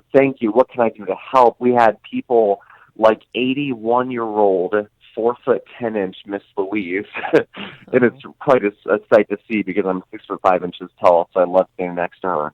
But even she was out sweeping. And so it just shows you that, we don't need big government. Big government fails us. What we need is an active private citizenry that is willing to step up to the task and help make America a cleaner place. Now, we just need the people. And now, do you come caravan in tow, or is it mostly generated. These cleanups are generated from volunteers at whichever location you're in. This is 100% grassroots, 100% born on the internet. And I can tell you that we started recruiting maybe a month ago for this, and we've already had 254 people sign up, not only in Chicago and not only in Illinois, but we're going to have people driving in from Wisconsin and Iowa and states all across the area to show that this is an act of love. Like, people really, truly care. So Yeah, this is people all from the internet. You know why they're driving in from those places? Because they're Chicagoans who live in those places now. They left, and they're going to come back as sort of a show of a bygone loyalty to help, I would suspect. Absolutely. This is about leading with love. So it's good to see these people step up and lead with love. And so what's your plan? How much trash do you plan on picking up, and how do you go about like renting a dumpster? I take it you have to go through all that, right? You just fly dump, I assume, like we do here in Chicago. Like during hire truck, you just fly dump it. Absolutely. So what we've done in Baltimore and Los Angeles is we had roll-offs come in. I've spoken to my team. I'm working with Brandon Harris of Freedom Movement USA, and I'm also working with the Log Cabin Republicans of Illinois. And these two teammates are helping to make sure that this goes off without a hitch. But we have dumpsters coming in. We're going to have porta potties. We know that it's going to be colder than all heck, so we're even going to have hot cocoa and coffee. So you guys, you got to be careful too. Well, you guys raise money because you have to outlay money to pay for the dumpsters, to pay for the porta potties, to pay for the food and beverages and stuff. So you're also raising money to support the volunteers who are doing this cleanup then. Well, I will say, and I'm very proud to say this, that I've never asked for a dime, even though we paid $1,500 out of my own pocket for dumpsters in the city of Baltimore. If people would like to contribute, they're more than welcome to at scottpressler.org, but I'm doing this because I care. And I'm very proud to say I've never asked for a dime for any of the work that I've done for the community. But our goal, to answer your question, I think it was Amy, our goal is to pick up more than 50 tons of trash. We want to, as we do these cleanups across the country, to build and do more than we did in Los Angeles. Well, what was worse, Los Angeles or Baltimore? Oh, Los Angeles. Oh, my gosh. Yeah. Los Angeles, people are talking about Baltimore as being bad. I will say one thing. I spoke with Dr. Drew Pinsky, and Los Angeles has potential bubonic plague, leprosy, and typhoid fever. And those are three things that the city of Baltimore does not have. So, no, Los Angeles, I can confirm with my own eyes, where we had to wear hazmat suits was much worse than the city of Baltimore. That's remarkable. Oh my God, that's disgusting. And so after Chicago, what's next on your goodwill tour of picking up trash and avoiding communicable diseases? I know my ma, she texted me right before the Los Angeles cleanup, and she said, Scott, I just want to remind you that leprosy is incurable. So I was like, okay. It's a helpful reminder, Thanks yeah. a lot, Ma. Yeah, right. But in LA, I mean, do they set up porta potties for people? I'm sorry, I'm digressing, but do they set up porta potties and people just refuse to use them?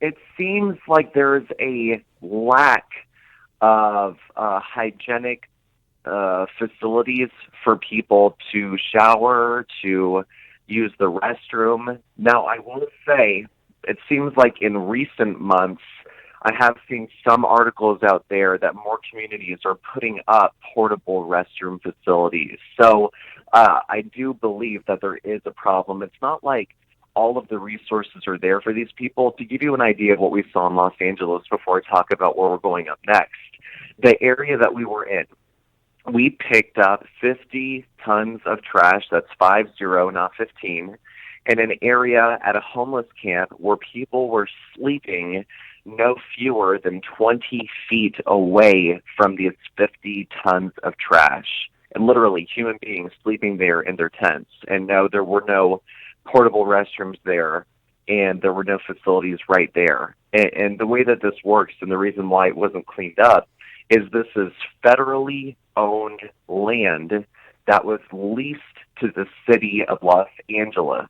And so the city of LA says, oh, we don't have to clean it because it's federally owned land, even though it's being leased to the city of LA. So there's just so much bureaucracy and there's so much red tape. And to give you another example, remember how we were denied permits for dumpsters in Baltimore? Well, we had a park ranger that came out on the day that we were doing the cleanup in LA. And he was so impressed by the work we were doing, but he was honest to us. And we had this on film.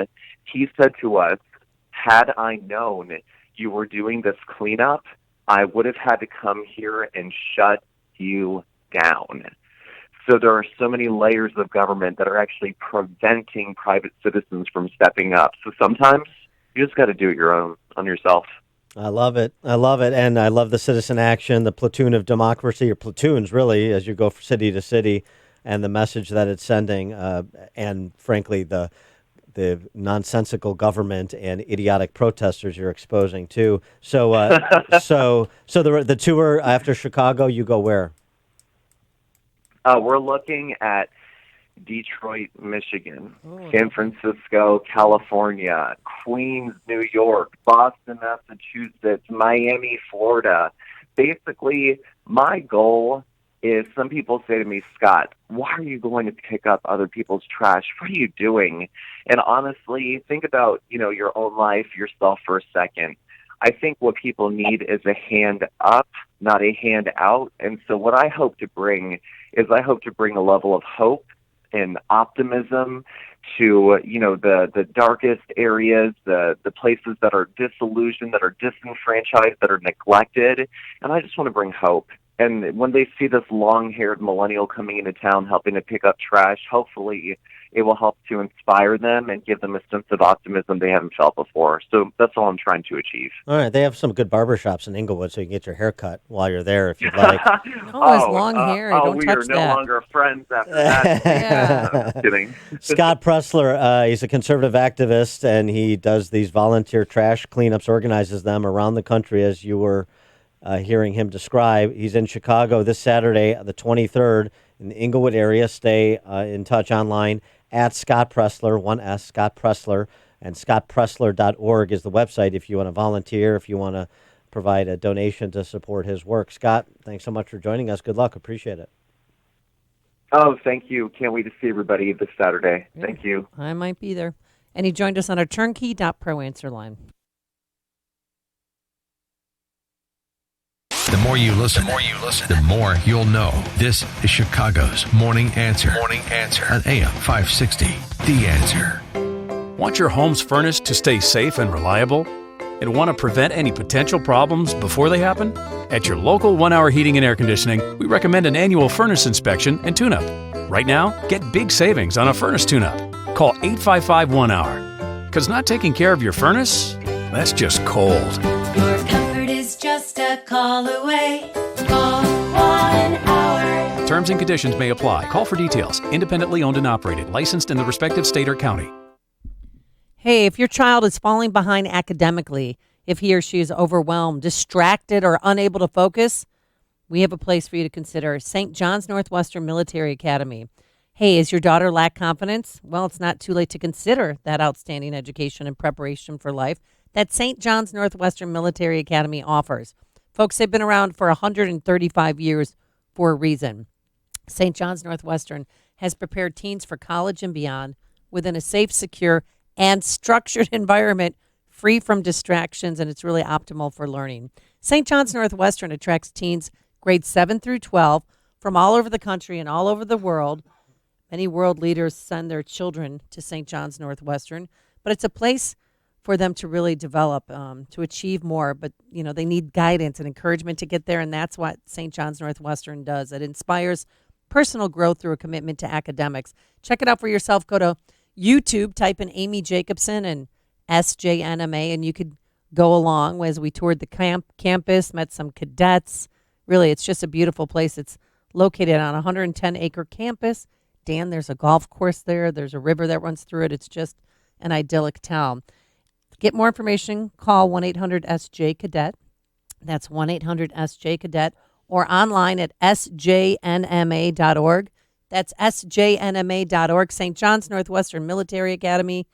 Leadership lives here. Prescription products require an online physician consultation and are only available if the physician determines a prescription is appropriate. Subscription required. See website for full details and important safety information. Hey guys, good news. The outrageously expensive little blue pill is now generic, which means you can get the prescription medication to treat ED at affordable prices. And Hims makes it extra affordable. And right now, get your first online visit totally free when you go to forhims.com/joy. To start your free online visit, you need to go to this exclusive address, forhims.com/joy. forhims.com/joy. Do you want your basement to be dry most of the time? If so, Permaseal is not the company for you. At Permaseal, we believe your basement should be dry all the time, no matter how hard it rains. Hi, I'm Roy Spencer, president of Permaseal. I hear story after story of homeowners who say their basement only leaks when it rains. Well, you don't worry about your living room or bedroom getting wet when it rains, and you should feel the same way about your basement. Just call 800-421-SEAL. We offer a free estimate, no haggle pricing, and a price assurance guarantee, so you can rest assured that you're getting the best value. Your basement is already dry most of the time, but if you want your basement dry all the time, you know who to call. 800-421-SEAL. Permaseal has earned an A+ rating from the BBB and has received their 2016 Torch Award for Marketplace Ethics. That's 800-421-SEAL or visit permaseal.net. Known best for being better, Permaseal. AM 560, The Answer.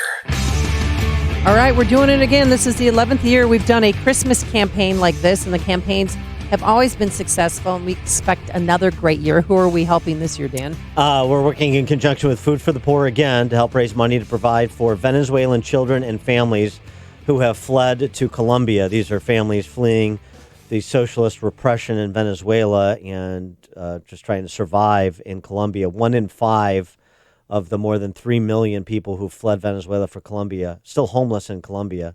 And our goal this Christmas season, this holiday season, is to provide food for a year for 600 Venezuelan families living in Colombia. Yeah, we're asking for a one-time donation of $300. That's just $25 a month, and that will feed a Venezuelan family of 4 in Colombia for 1 year. To take part in that, to make a donation, maybe on behalf of your well-fed children or grandchildren, call 844-862-HOPE, 844-862-HOPE, or just visit 560theanswer.com. Search for the keyword food. The other way to help is, as with past campaigns, we've got a business benefactor program. That's awesome. Any business that makes a $2,500 tax-deductible donation to Food for the Poor receives 40 60-second commercials that will run Monday to Friday, 5 a.m. to 8 p.m., our prime broadcasting hours, on our airwaves as sort of a thank you for your business leadership. This is always a popular program and a key program for us meeting our goals for the holiday season. To participate in this, call our sales manager, Ann Jeanette, 847-472-8951. Again, that number, 847-472-8951. And Ann Jeanette is the woman you want to speak And the with. need is so great. I mean, Dan mentioned that 3 million Venezuelans are in Colombia right now, and they have 11 feeding centers that serve 9,000 people a day. Food for the Poor does. Food for the Poor does, yes. And they line up the night before just to get any food, water, and these kits that they need to survive. The need, we can't stress enough, is great. So thank you in advance for your generosity. Again, the number to call, 844-862-HOPE. Coming up on Chicago's Morning Answer. The end of babies, ? We'll ask Suzanne Vanker, a columnist, relationship coach. Oh, boy. 808. Dan, we could keep her busy. But now let's go into the newsroom. Colin McIntyre in for Mike Scott. Good morning, Colin. Good morning.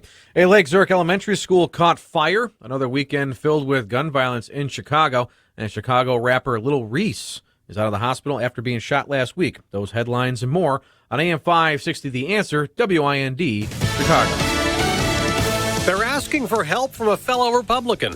I'm Dave Anthony, Fox News. 2 lead House Republicans battling Democrats in the impeachment inquiry wrote a letter to GOP Senator Ron Johnson, reluctantly asking him, they say, for information. Johnson was at the Ukraine president's inauguration and has been on calls between President Trump and Ambassador to the EU Gordon Sondland, who will be one of the 8 witnesses to testify in 3 more public hearings this week. Now, Democrats say testimony so far has been damaging, and House Speaker Nancy Pelosi told CBS Face the Nation the president must not try to intimidate the whistleblower. I was there. I told the president President, you're in my wheelhouse when you come after the whistleblower. Now, the president tweeted it's a great fraud, and he's written a lot more. Fox's John Decker live at the White House. Jennifer Williams, a career Foreign Service officer assigned to work for the vice president, is scheduled to appear before the House Intelligence Committee on Tuesday. The president on Sunday called Williams a never-Trumper after it was disclosed that she had said in a sworn deposition the president's July call with Ukrainian President Zelensky was, in her words, unusual and inappropriate. The president also tweeting that Williams should read both transcripts of the presidential calls.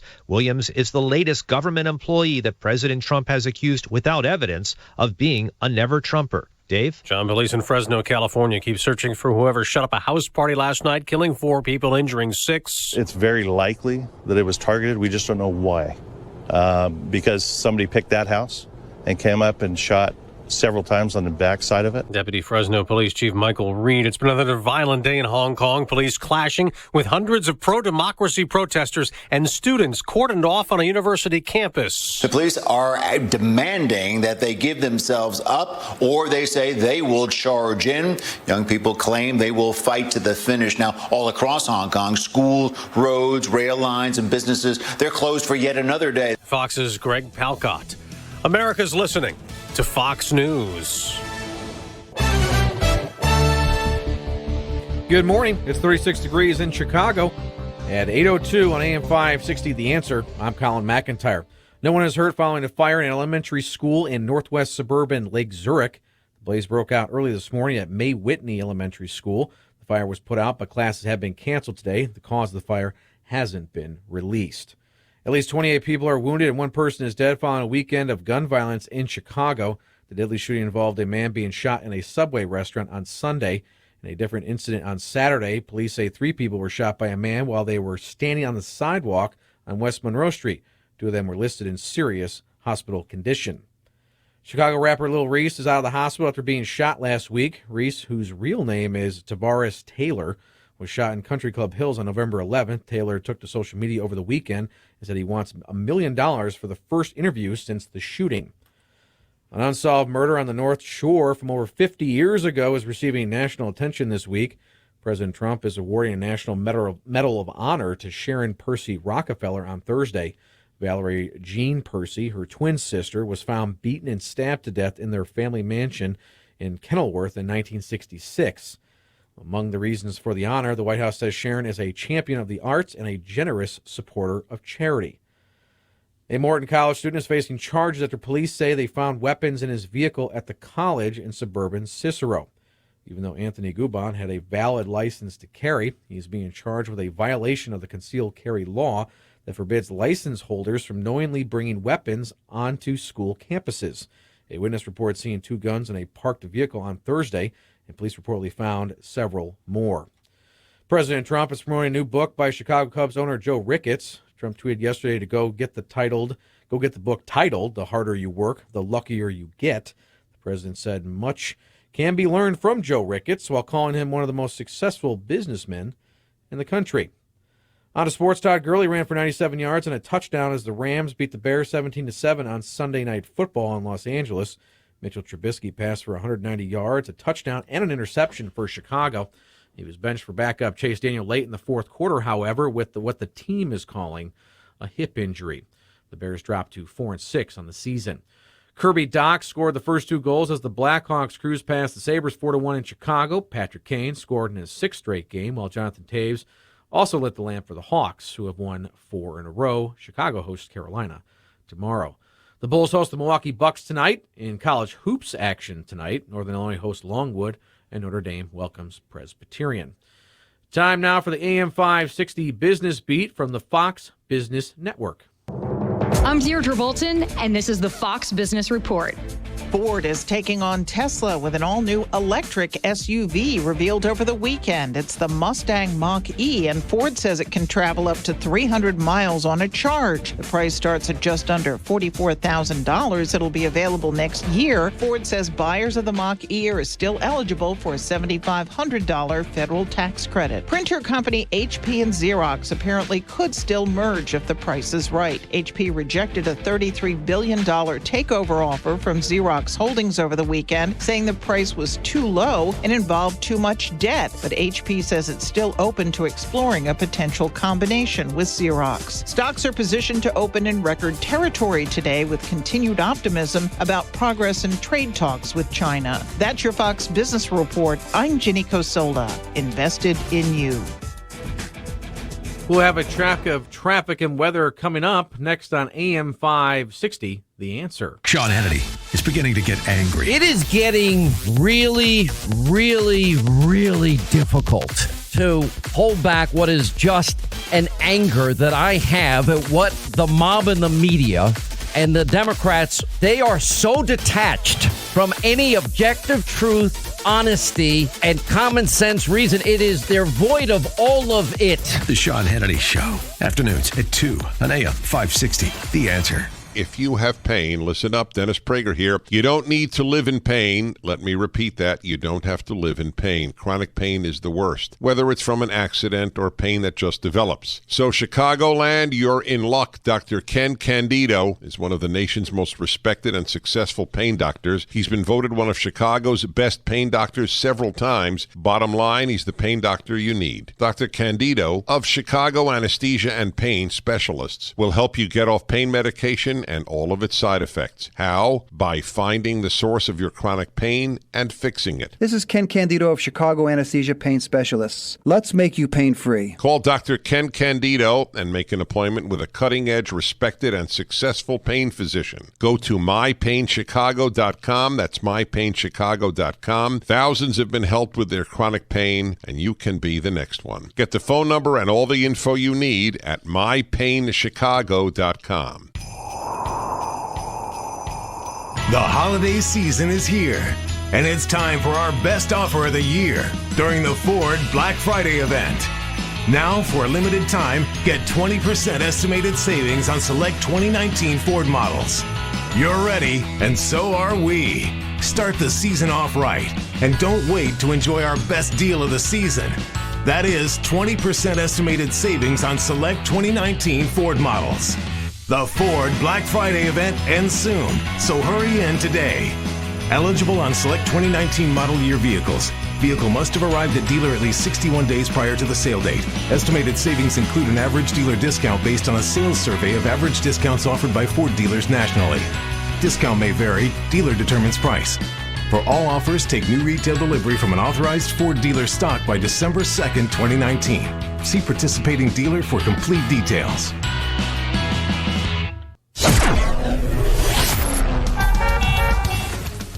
Chicago's Morning Answer continues next. Now your official Chicago Weatherland forecast. Actually, now let's get an update of the roads with your AM 560 Traffic Center. Here's Jim Tillamonte. Northbound 53, traffic is heavy. Algonquin to Kershaw with a crash. And southbound 53 is snarled. Higgins, 390. Edens, 24 minutes. Lake Cook to the junction. Kennedy, 52 minutes. O'Hare to downtown. 30 from Montrose, 28 in the Express. About 41 minutes to the airport. Eisenhower, 55 minutes, 390 to downtown. Outbound 45. Stevenson, an hour and 2 minutes, 355 for Lakeshore Drive. Outbound 43 minutes. Ryan, 31 minutes, 95th to downtown. I-57, 30 minutes, siding to the Merge. Bishop, 439. Seeing delays on the southbound tri-state from the Adams Tollway to Irving Park after stall. Reagan Tollway delays are from the Fox River to Eola and 53 to Highland. That's traffic. I'm Jim Talamonte on AM 560, The Answer. Chicago's Morning Answer continues next. Now your official Chicagoland weather forecast from our 1-hour heating and air conditioning weather center. Here's meteorologist Steve Williams. For today and tonight, cloudy skies, high today 41, low tonight 30. A snow shower around tomorrow morning, then some sun for the afternoon, a shower in spots, high 44. Partly sunny for Wednesday, the high 50. I'm Steve Williams on AM 560, The Answer. Currently 35 degrees at O'Hare, 36 at Midway, and 35 along the lakefront. Your next news update is at 8:30. Continuous coverage of news, traffic, and weather at 560theanswer.com. Chicago's Morning Answer continues now on AM 560, The Answer. Check out the pre-Black Friday event this weekend at Shoot Point Blank. Take advantage of early doorbuster savings on firearms, ammo, and more. Plus, all Smith & Wesson firearms will be on sale during this event. Visit your Shoot Point Blank store for details. This is Chicago's Morning Answer with Dan Proft and Amy Jacobson on AM 560. The Answer.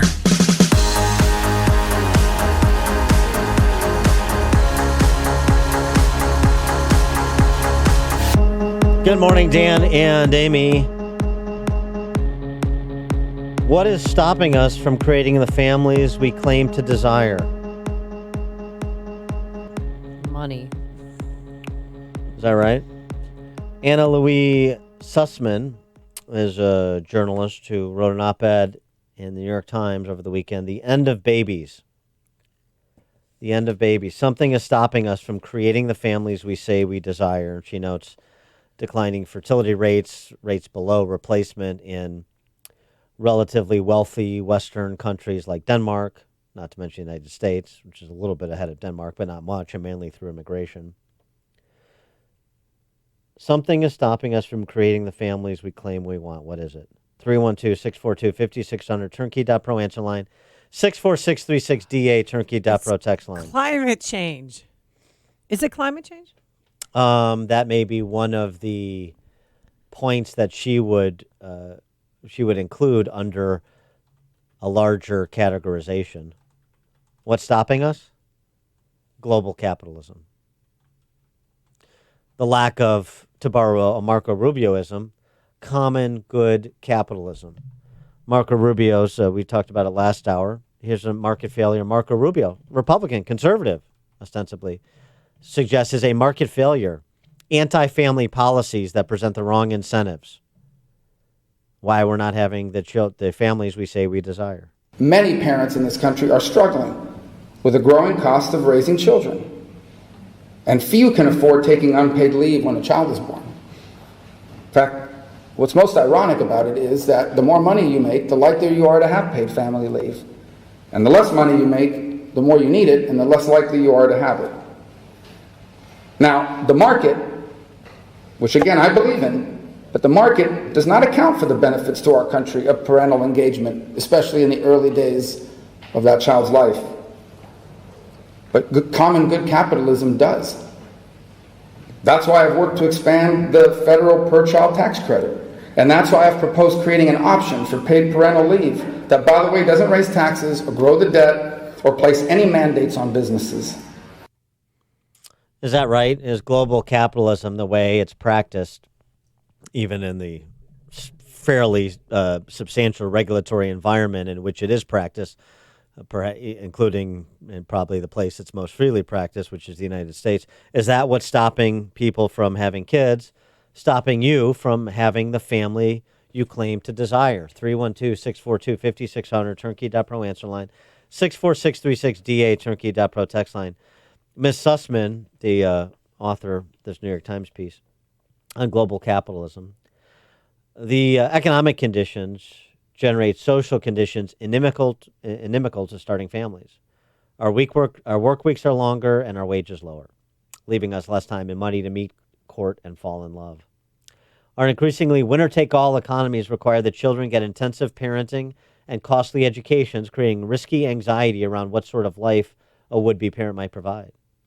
A lifetime of messaging directs us toward other pursuits instead: education, work, travel. It seems clear that what we have come to think of as late capitalism, well, maybe she's come to think of it that way, that is not just the economic system, but all its attendant inequalities, indignities, opportunities, and absurdities, has become hostile to reproduction. Around the world, economic, social, and environmental conditions function as a diffuse, barely perceptible contraceptive. Is that right?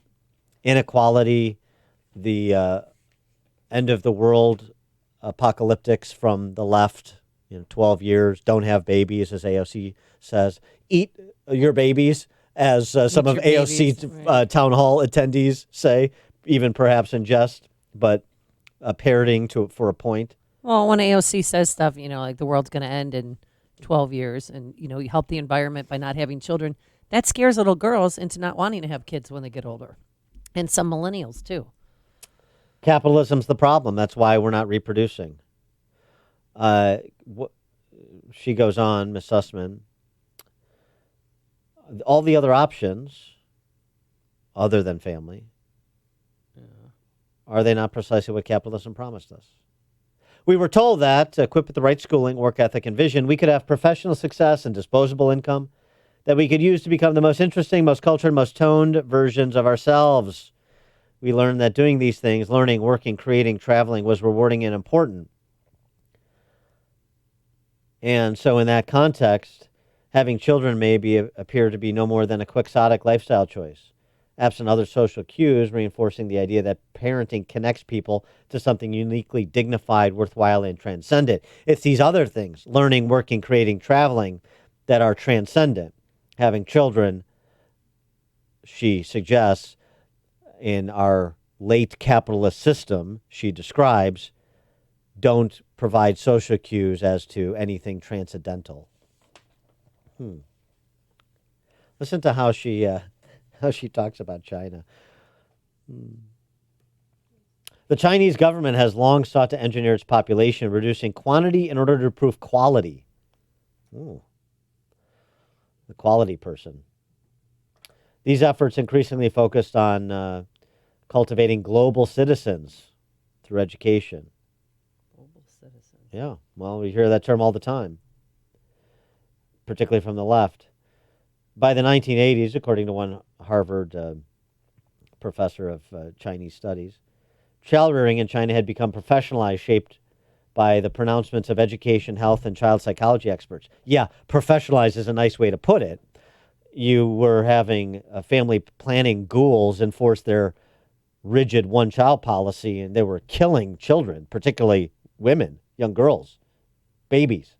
Yeah, and you've urged everybody to see the movie One Child. Got to see it, One Child Nation. Okay. Today, raising a quality child is not just a matter of keeping up with the latest child rearing advice. It's a commitment to spending whatever it takes. Yeah. These notions of the quality child, the quality person, got articulated in the language of the market. It means what can we buy for the kid? We need to buy a piano. We need to buy dance lessons. We need to buy an American experience. Is that it? I mean, by the way, this is a offensively stylized version of what's going on in China that she presents. I don't know how you present the issue of fertility and population in China without talking about their 35 years of one-child policy and now their last 4 years of two-child policy. Could it be that totalitarian societies like China with one-child policies, is that something that may be depressing fertility rates, do you think? Not global capitalism? Okay. Her own experience is informative here, and at least she discloses it. My own experience has been, in some respects, Danish, the other pursuits, education, travel, so on. In others, Chinese. I'm one of the lucky ones. Thanks to scholarships and my mom's tremendous sacrifices, I graduated from college without debt. Thus, unencumbered, I spent most of my 20s working and studying overseas. Along the way, I got 2 master's degrees and built a rewarding, if not especially remunerative, career. In my late 20s, I learned about egg freezing. It seems like a secret weapon I could use to stave off the decision of if and when to have kids. An absolution of sorts for spending these years abroad and not searching terribly hard for a partner. At 34, I finally underwent the procedure. Last year, I did another round. Ever since then, there's a number I've been playing with as I've wondered about whether and when I will use those eggs. According to my back-of-the-envelope calculations, I should have $200,000 saved before having a child. To be clear, I'm fully aware that people far worse off than me have children all the time. I know that even the prospect of a pre-pregnancy savings target vaults me firmly into the realm of tragic, comic, middle-class absurdity. I'm resolutely not saying that if you don't have this or any sum of money, you shouldn't reconsider children. Rather, the number is a hybrid, an acknowledgement of the financial realities of single parenthood, but also the arithmetic crystallization of my anxieties around parenthood in our precarious era. And she goes on to say, this is her experience is in itself an indictment of global capitalism and an explanation of how global capitalism argues against the family that you want, because even with her relative resources and bandwidth and status, she feels that it's precarious to have a child in this environment. Now, perhaps she shouldn't be starting with the idea of having a child as a single parent, but hey, I'm an old fuddy-duddy. Ben in Gurnee, you're on Chicago's Morning Answer. Dan, thank you very much. I listen to you also on my way to work, and I appreciate your intellectuality. And thank you for, you clarify that, you stand for conservative values. Thank you very much. Thank you, Ben. The reason I think one of the basic aspects is, the downfall of family. We really don't go to church. We don't know about God. We don't know what truth is.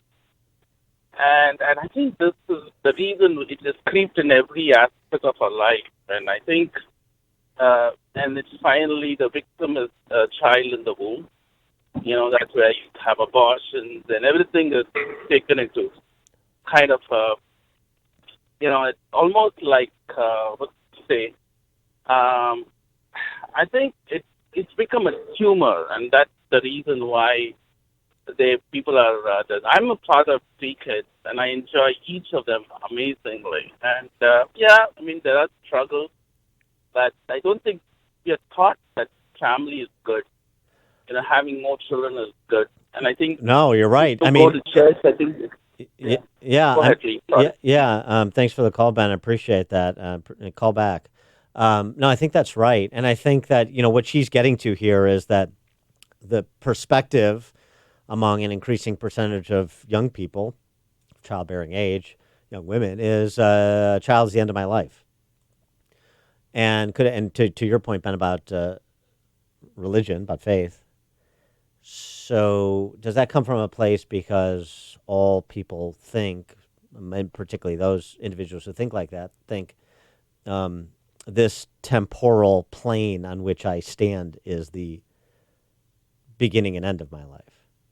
That's why it's not transcendental. That's why it's just the pursuit of material, and it's sort of the navel gazing about I have to have this experience and I have to have this possession because there's nothing after this.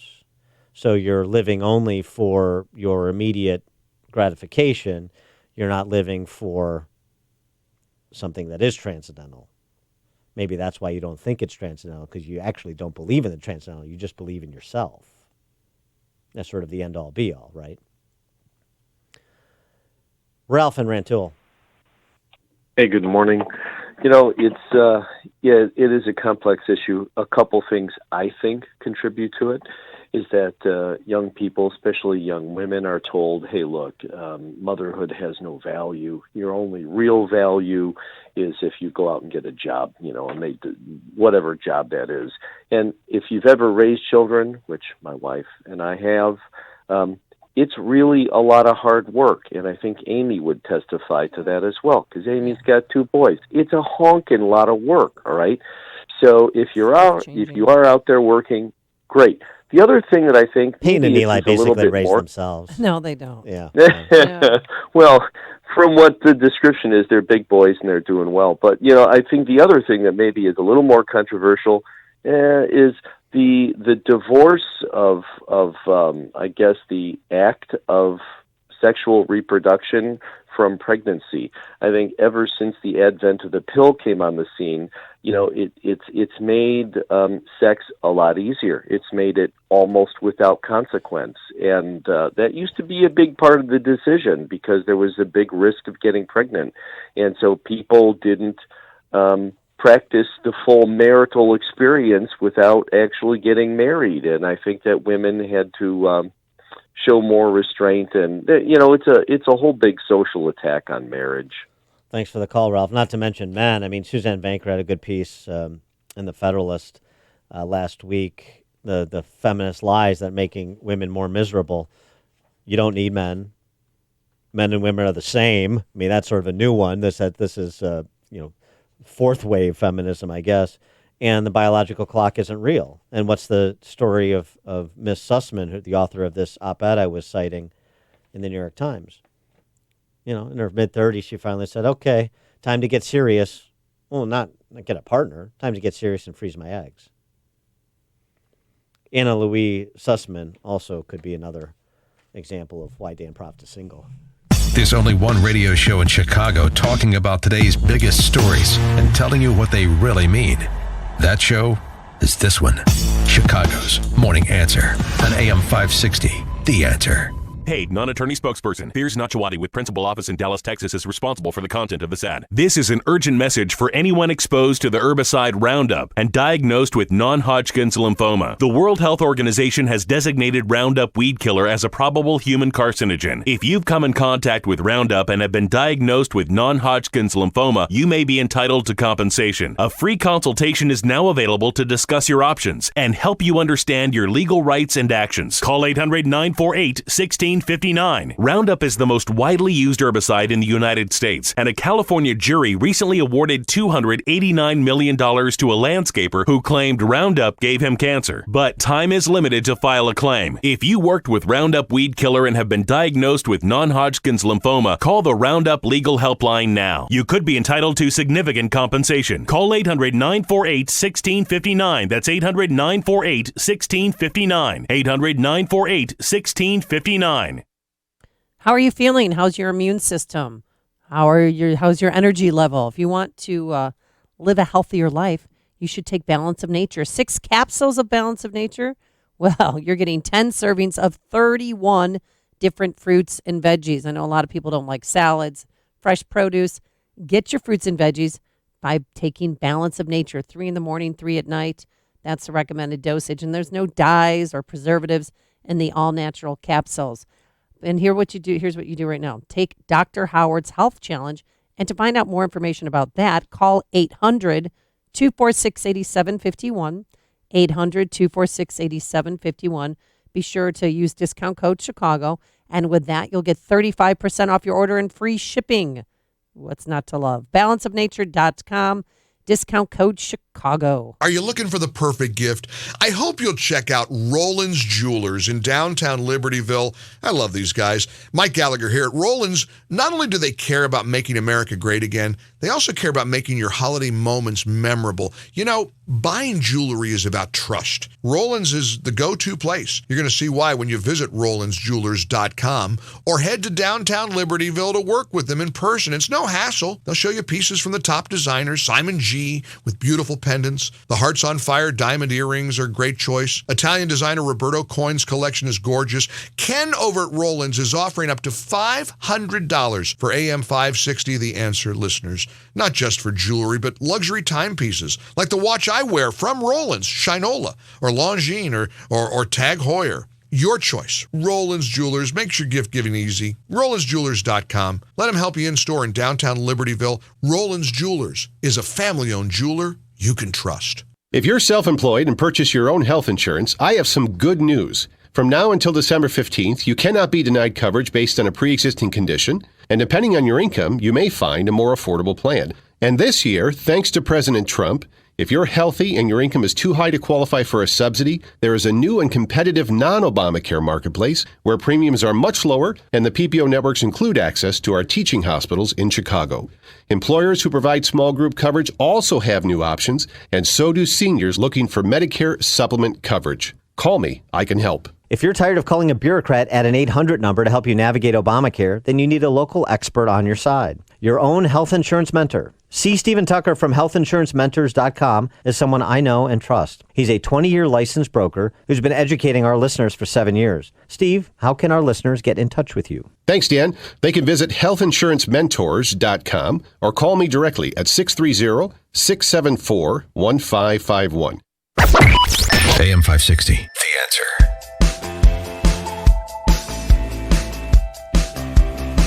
Dan and Amy, we launched our 2019 Food for the Poor holiday campaign, and this year we're looking to provide food for a year for 600 Venezuelan families who fled the ravages of Venezuelan socialism for Colombia, and there's a couple ways you can help and participate this year. Yeah, we're asking for a one-time gift of $300. Now, think about it. That's just $25 a month for a year, and it will feed a Venezuelan family of 4 in Colombia for 1 year. To take part of that, call this number, 844-862-HOPE.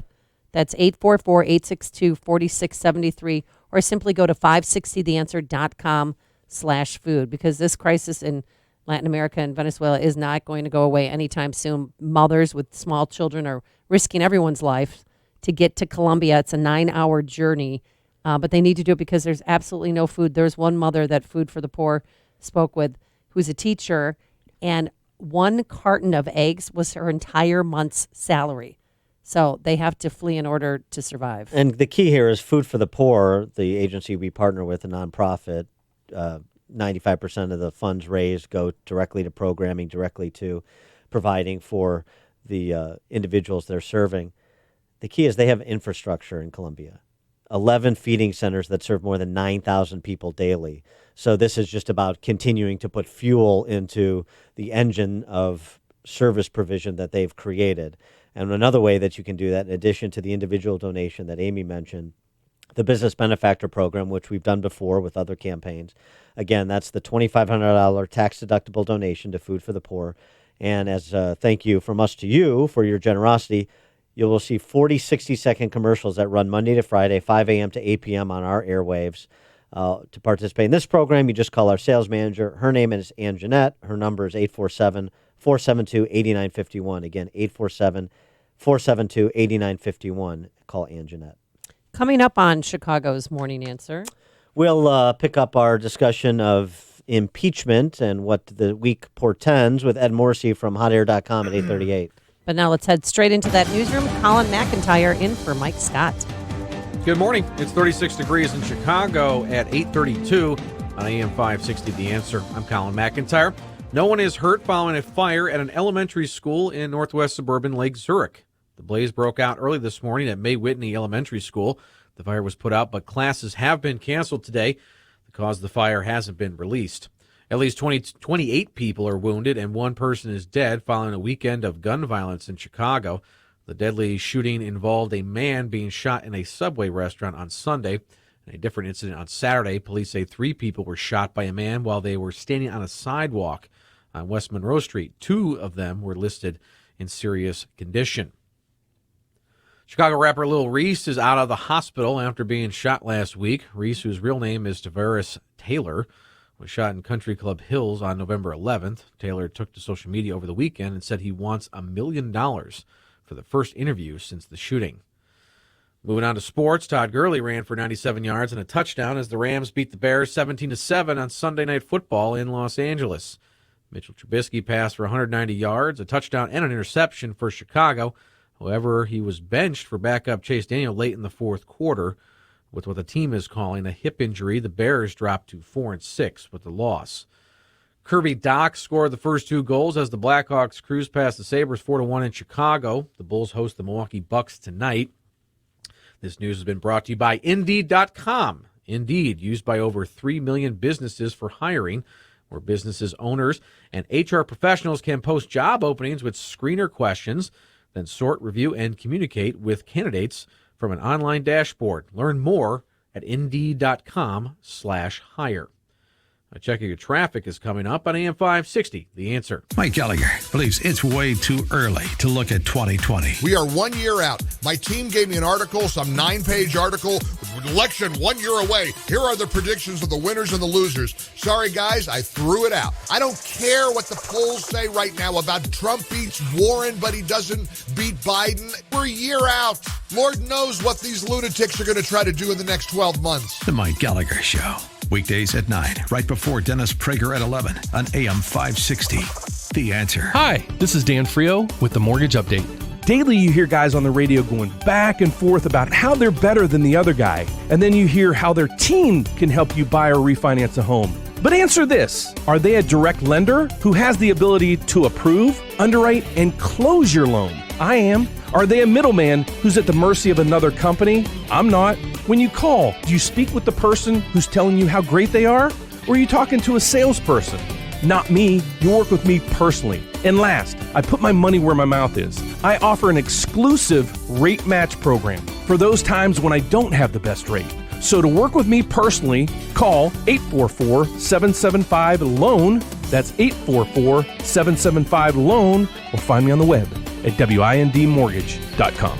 That's WINDmortgage.com. Parkside Lending, LLC is an Illinois residential mortgage licensee and an equal housing lender. NMLS 176162. Hi, this is Dr. Mike Andriano of Trinity Holistic Health Center. We live in interesting times. The world seems to make less sense every year. More adults and children struggle with anxiety and sleep issues. Over the past couple years, more than half of the clients coming into my office report poor sleep or problems with anxiety. Those who suffer with these issues know that they impact every aspect of their life and seem like torture. Both issues are signs of deeper health problems. Inflammation drives a process that causes anxiety and poor sleep.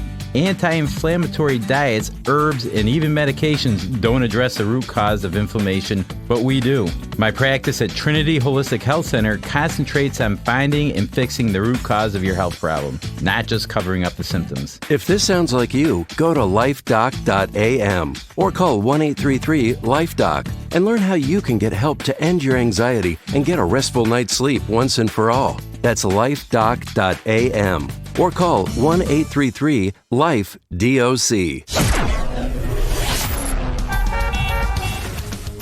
At 8:36, let's get an update on the roads in the AM 560 Traffic Center. Here's Jim Delamonte. Southbound 53, traffic is heavy. Rand to Kirchhoff and Higgins to 390. Eastbound 390 is heavy starting at Meacham.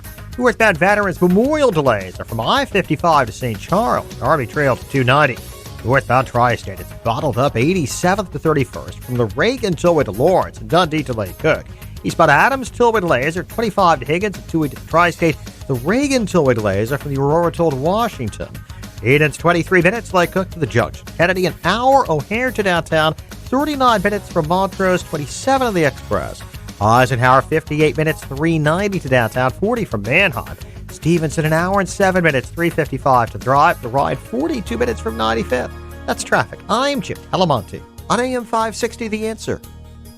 More of Chicago's Morning Answer comes your way next. Now your official Chicago land weather forecast from your 1-hour heating and air conditioning weather center. 36 degrees right now, cloudy with a high near 39 degrees today. Chance of showers tonight, cloudy with temps dropping into the mid-30s. Possible rain tomorrow with a high near 41. Currently 35 degrees at O'Hare, 36 at Midway, and 36 along Chicago's lakefront. Your next news update is at 9 o'clock. Continuous coverage of news, traffic, and weather is at 560theanswer.com. Now more of Chicago's Morning Answer on AM 560, The Answer. Make sure to check out the Income Store live video stream of today's show right now at 560theanswer.com. Only the biggest stories, only the biggest guests, and only the biggest opinions. This is AM 560, The Answer.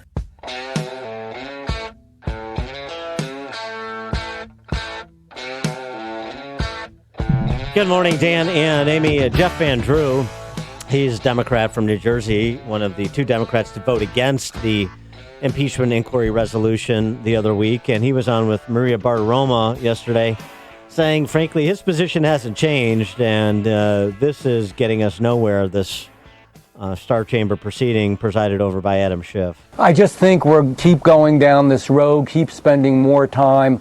Many of us came to Congress because we really wanted to accomplish goals, really work on issues such as health care, work on issues dealing with prescription drugs, election security, the debt, the deficit. The list goes on, and I could speak on and on about all the things that we need to do. And I just don't think we're hearing anything new. And real quickly, we must understand the importance and the level of what impeachment is. Hundreds of years of history, no one has ever been convicted of impeachment. And that's the point. We're going to have an election next year. Yeah. Let's have the election. Let's fight through the election. Let's do what Republicans and Democrats and whomever else does. But this is going to get us nowhere. We've spent millions of dollars, in my opinion, tons of money, tons of time, tons of hurt, fraction the nation apart. I haven't seen this to be a good thing.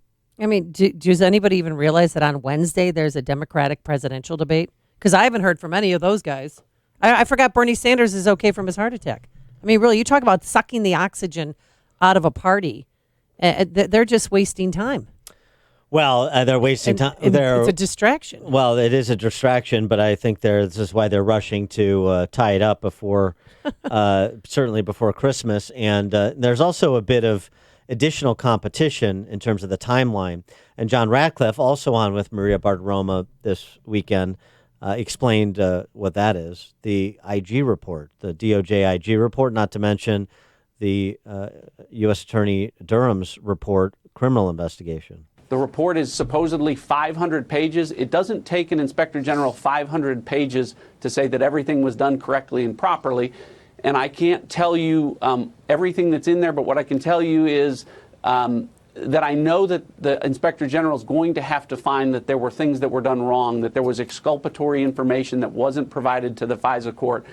And I think it's going to be an indictment of Adam Schiff, who has written his own FISA rebuttal memo, if you remember back in January of 2018, saying, how dare Republicans criticize people like Peter Strzok and Lisa Page and Andy McCabe and Bruce Orr, who have done nothing wrong. I think that the IG report's going to find that there were problems in the FISA application process, and they don't want that to come out until after they've impeached the president. Well, that's interesting, right? Because that would potentially go to undermine Adam Schiff's credibility as the Grand Inquisitor in this proceeding.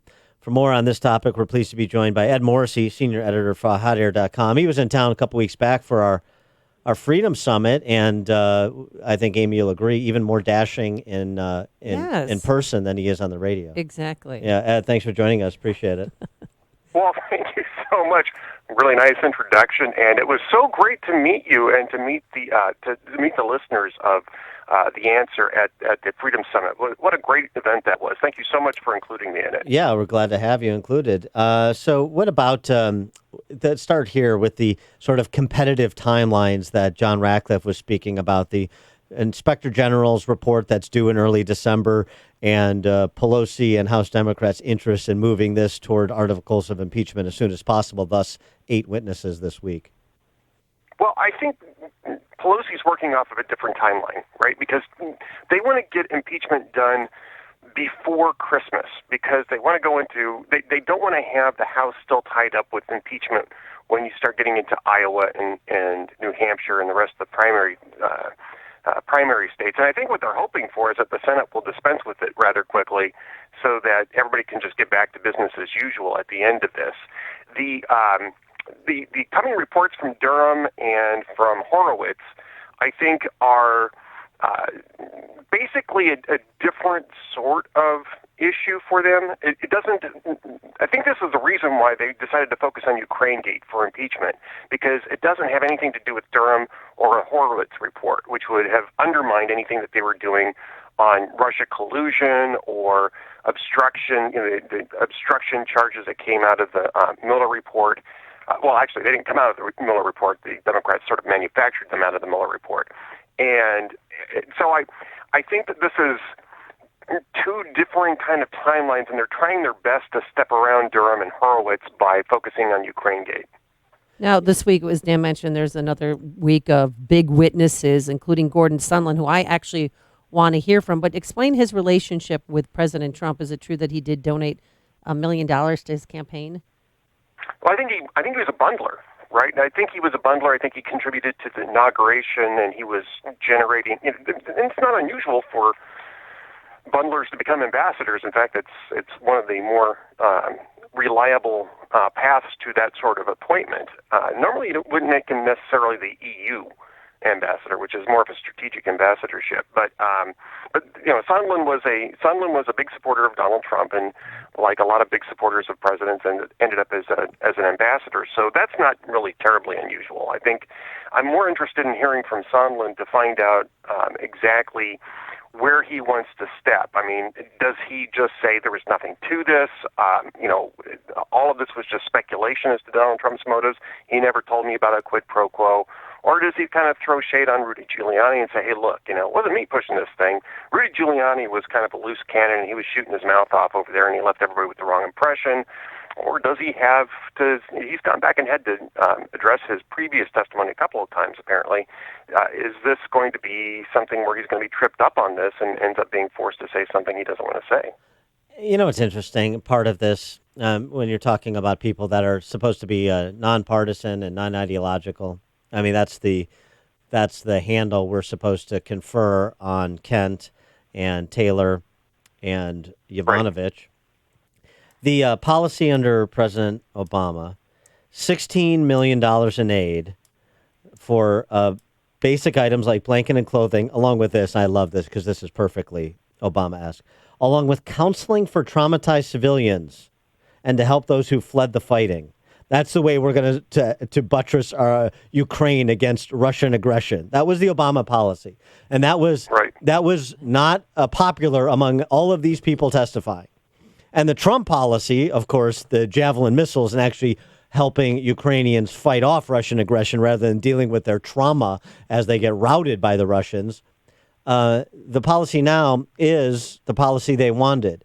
And so this 55-day holdup, even if you take it from the worst possible perspective vis-a-vis the president's motives, they got the policy that they wanted, and yet we're supposed to believe they're horrors at the process. These are bureaucrats in a difficult part of the world who understand the give and take of geopolitics. We're supposed to understand that these nonpartisan operatives are just so personally offended, and it has nothing to do with politics, that they've come forward to corroborate in part at least the perspective, the disposition of the so-called whistleblower, if not the specifics of it.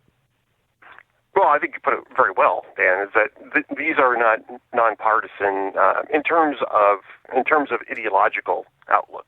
These are bureaucrats who worked within the State Department, which tends to be a more progressive institution anyway, and probably are not very big fans of Donald Trump, and that's fine. There's nothing wrong with that. But Donald Trump was elected by the people to run the foreign policy of the United States.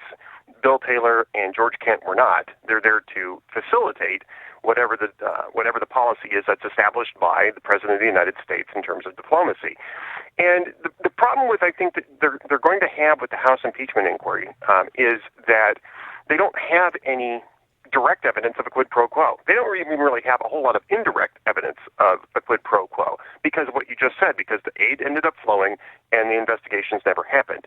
And in order to buy this, you'd have to buy that there was no other logical explanation for a 55-day hold in the wake of an immediate wake of an election where we didn't have any idea who the newly elected president was or what he was going to do. Remember, this guy was a comedian before he got elected president. Yeah. Nobody knew what he was going to do. And nobody really knew for certain how he was going, what policies he was going to put in place. And I would say that before handing over lethal military aid to somebody who is a complete cipher, you might want to wait a couple of months just to make sure that everything's going to be on the up and up. And I think that there was one witness who even mentioned this, and it may not have been in the public inquiry. I think it was one of the depositions. And it may have been Tim Morrison who's going to be testifying this week about that. But the issue more was that, or at least I think much more reasonably you can say, look, Zelensky was a comedian before he got elected. We had no idea what he was going to do. We wanted to wait for a few weeks to see what was going on in Ukraine before we released several $100 million worth of Javelin systems that could start a war. And what did President Obama, what kind of aid did he provide to Ukraine besides blankets and pillows? No, I think that's it, right? I mean, it was all humanitarian aid. None of it was military aid. They were asking for military aid, and Obama was still working on the nuclear arms treaty with Putin. It never happened, and he didn't want to infuriate Russia so much that he couldn't negotiate I think they're referring to them basically as the New START talks. And those never went anywhere. But that was the reason why Obama was playing it very carefully in Ukraine. As it pertains to 2020 POTUS politics, let's talk about something other than Ukraine. Mayor Pete, desperate for black support in South Carolina, he's bumped up in Iowa and he's moving a little bit in New Hampshire. but he's still got a problem appealing to African-American Democrat primary voters. And I don't know if this is going to help inventing them. It's reported that Mayor Pete put out a list of 400 black South Carolinians that endorse him and his quote-unquote Frederick Douglass plan. And the reporting is 42% of the people on the list are white. They're not all Mayor Pete supporters. And on his plan, they use stock photos from Kenya. So I don't know if Mayor Pete's putting his best foot forward in South Carolina. No, I mean, this is the type of thing that is sort of emblematic of less than competent campaigns. I mean, before you release that type of stuff, you're supposed to vet it, because for sure your competitors are going to vet it. And I suspect what happened is that somebody on one of the competing campaigns, probably Biden's campaign, took a look at the list and just started doing a Google search on some of these names and on some of the aspects of Mayor Pete's plan. This is the type of thing that can backfire pretty badly. I don't know how much that backfire that's going to hurt Mayor Pete, because as you noted, he doesn't have a whole lot of support from African Americans in this campaign, and it's questionable as to whether or not a mayor from South Bend, Indiana, is really going to be significant enough to attract that type of strong demographic support. This is a demographic that really wants to be at the table when it comes to governance, and I don't know that Mayor Pete's track record shows that. So, they're much more likely to stick with Biden or to transfer their flag to somebody like Kamala Harris or Cory Booker rather than to Mayor Pete. And your interpretation of the gubernatorial results in Louisiana on Saturday? I think that's a problem. I think that this is a bigger problem than Republicans might want to admit. John Bel Edwards was a pretty popular guy. He was a Democrat is a very, very moderate Democrat, right? He's a pro-life Democrat. He's a pro-gun Democrat. So this is the kind of guy, actually, maybe Democrats should have been looking for in 2020. But still, Louisiana is a deep red state, and in Kentucky, you could say, well, Matt Bevin was just really unpopular, which was true. I mean, I think Donald Trump pulled Matt Bevin far closer to the finish line than Matt Bevin was going to get there by himself. But in this case, I think that Donald Trump campaigning there was a really big risk, and I think it does sort of leave the impression that he may not be moving the needle as much as his supporters would like, even in deeply red states like Louisiana. And that may be a problem for next year. He is Ed Morrissey, senior editor for hotair.com. Ed, thanks for joining us. Appreciate it. Thank you. Thank you so much for having me. Yep. And he joined us on our turnkey.pro answer line. Before you see it on TV, share it on Facebook, or read about it in the paper, hear it here first. This is Chicago's Morning Answer on AM 560. The Answer. Balance of Nature's fruit and veggie capsules contain 100% vine-ripened fruits and vegetables, tested pure with no pesticides, fillers, or additives of any kind, and are the most effective whole food supplements on the market today. Fruits and vegetables are on an average 85% water. Balance of Nature uses cold vacuum technology to remove the water, leaving only the whole food. We don't use any heat, air, or light drying methods that damage nutrients. Our cold vacuum technology maintains 99% of the fresh fruits and vegetables' original nutritional value. Experience the Balance of Nature difference for yourself. Call or go online now and become a preferred customer, which gives you our best pricing and free shipping. And we will take an additional 35% off of your first order. This will be a limited time offer, so don't wait. Call 800-2468-751 or go to balanceofnature.com and use discount code Chicago. Hey, if you own a business and are planning for 2020, listen to this important message. A big change is coming to Windows that will directly impact your networking system. Windows 7 is expiring in mid-January, and Microsoft will stop releasing updates and patches for this version. Now, without those updates, your network security will be compromised. Windows 10 is a required operating system to keep your network secure. And Turnkey IT can help keep your business's information, employee information, and customer information safe with a free security audit, normally valued at $600. Heck, they'll even recommend a complete strategy that offers protection for your company's data and network. So let the pros at Turnkey IT help you start the year out right with the ultimate security protection and a network upgrade.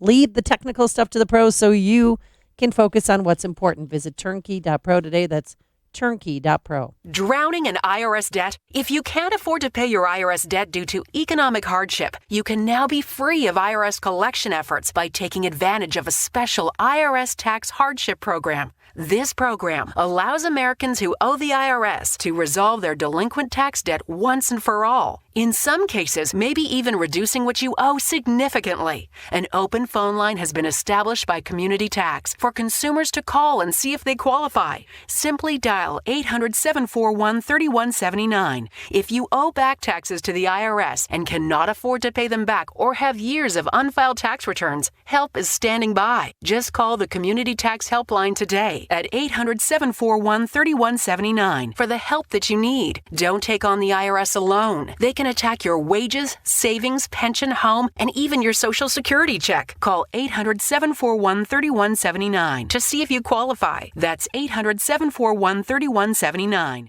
Hi, it's Mark Olson. And Greg Olson. The boys from Crumweedy Home Pros. Call Crumweedy! Yep, that's us. Listen, we know it was a horrible winter, followed by a horrible spring. You may have held off thinking about getting your project done with the crazy weather we've had, but we want you to know we prepared for that. Our pros are ready to work overtime if needed to get your project done before the next horrible winter. No, not another rough winter. This past one was bad enough. Call us today, and we'll get it done right, and we'll get it done now. Call Crumweedy! Whoa, guys, don't forget, we offer 12 months, same as cash. Now, go ahead, carry on.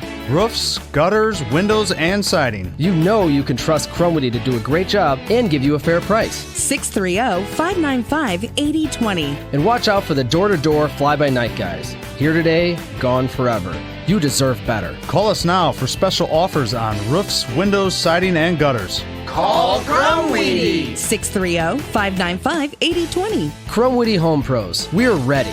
This is Attorney Stephen Leahy, host of the IRS Radio Hour, heard right here on AM 560 every Sunday evening at 5 o'clock. Let me tell you about Bill. Bill's business slowed down and he fell behind on his taxes. Instead of filing his tax return, he decided to wait until he could pay. Well, 1 year turned to 2, turned to 3. Then the IRS threatened to contact his customers, take his house, his bank account, and his passport. Well, Bill hired me. We filed all of his tax returns and an appeal to slow the IRS down. Then we worked out an installment agreement based on how much he could pay, not on how much he owed. Now Bill can rely on the IRS protection plan. We will file his future tax returns and keep the IRS off his back so Bill can focus on growing his business. If you have questions about the IRS, you can get a copy of my book, Deal with Your IRS Problem Today, to learn the secrets of solving your IRS problem and save your business, your marriage, and your reputation. Call 312-664-6649 or go to freeirsbook.com.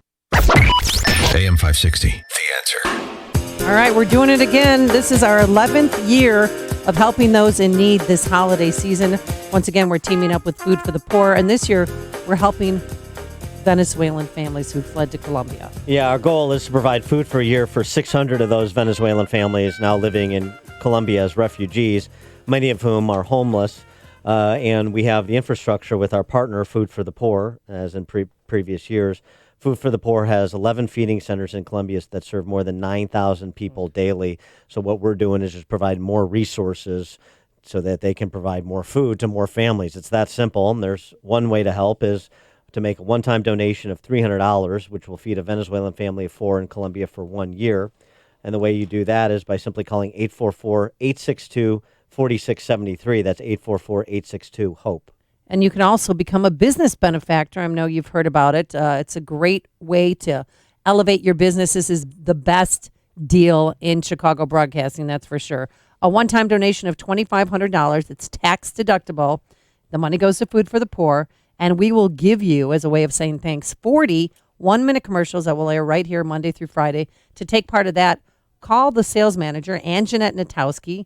Anjanette, her number is 847-472-8951, or go to 560theanswer.com and search for the keyword food. Thanks so much for making this part of your morning. Thanks to Justin Kosick, our technical producer, and Quinn McCarthy, who is possible Bears kicker. Oh, that's right. He'll be trying out. Yeah, for Panero slot. We're back here bright and early tomorrow morning, 5 a.m. Now let's go into the newsroom. Colin McIntyre in for Mike Scott.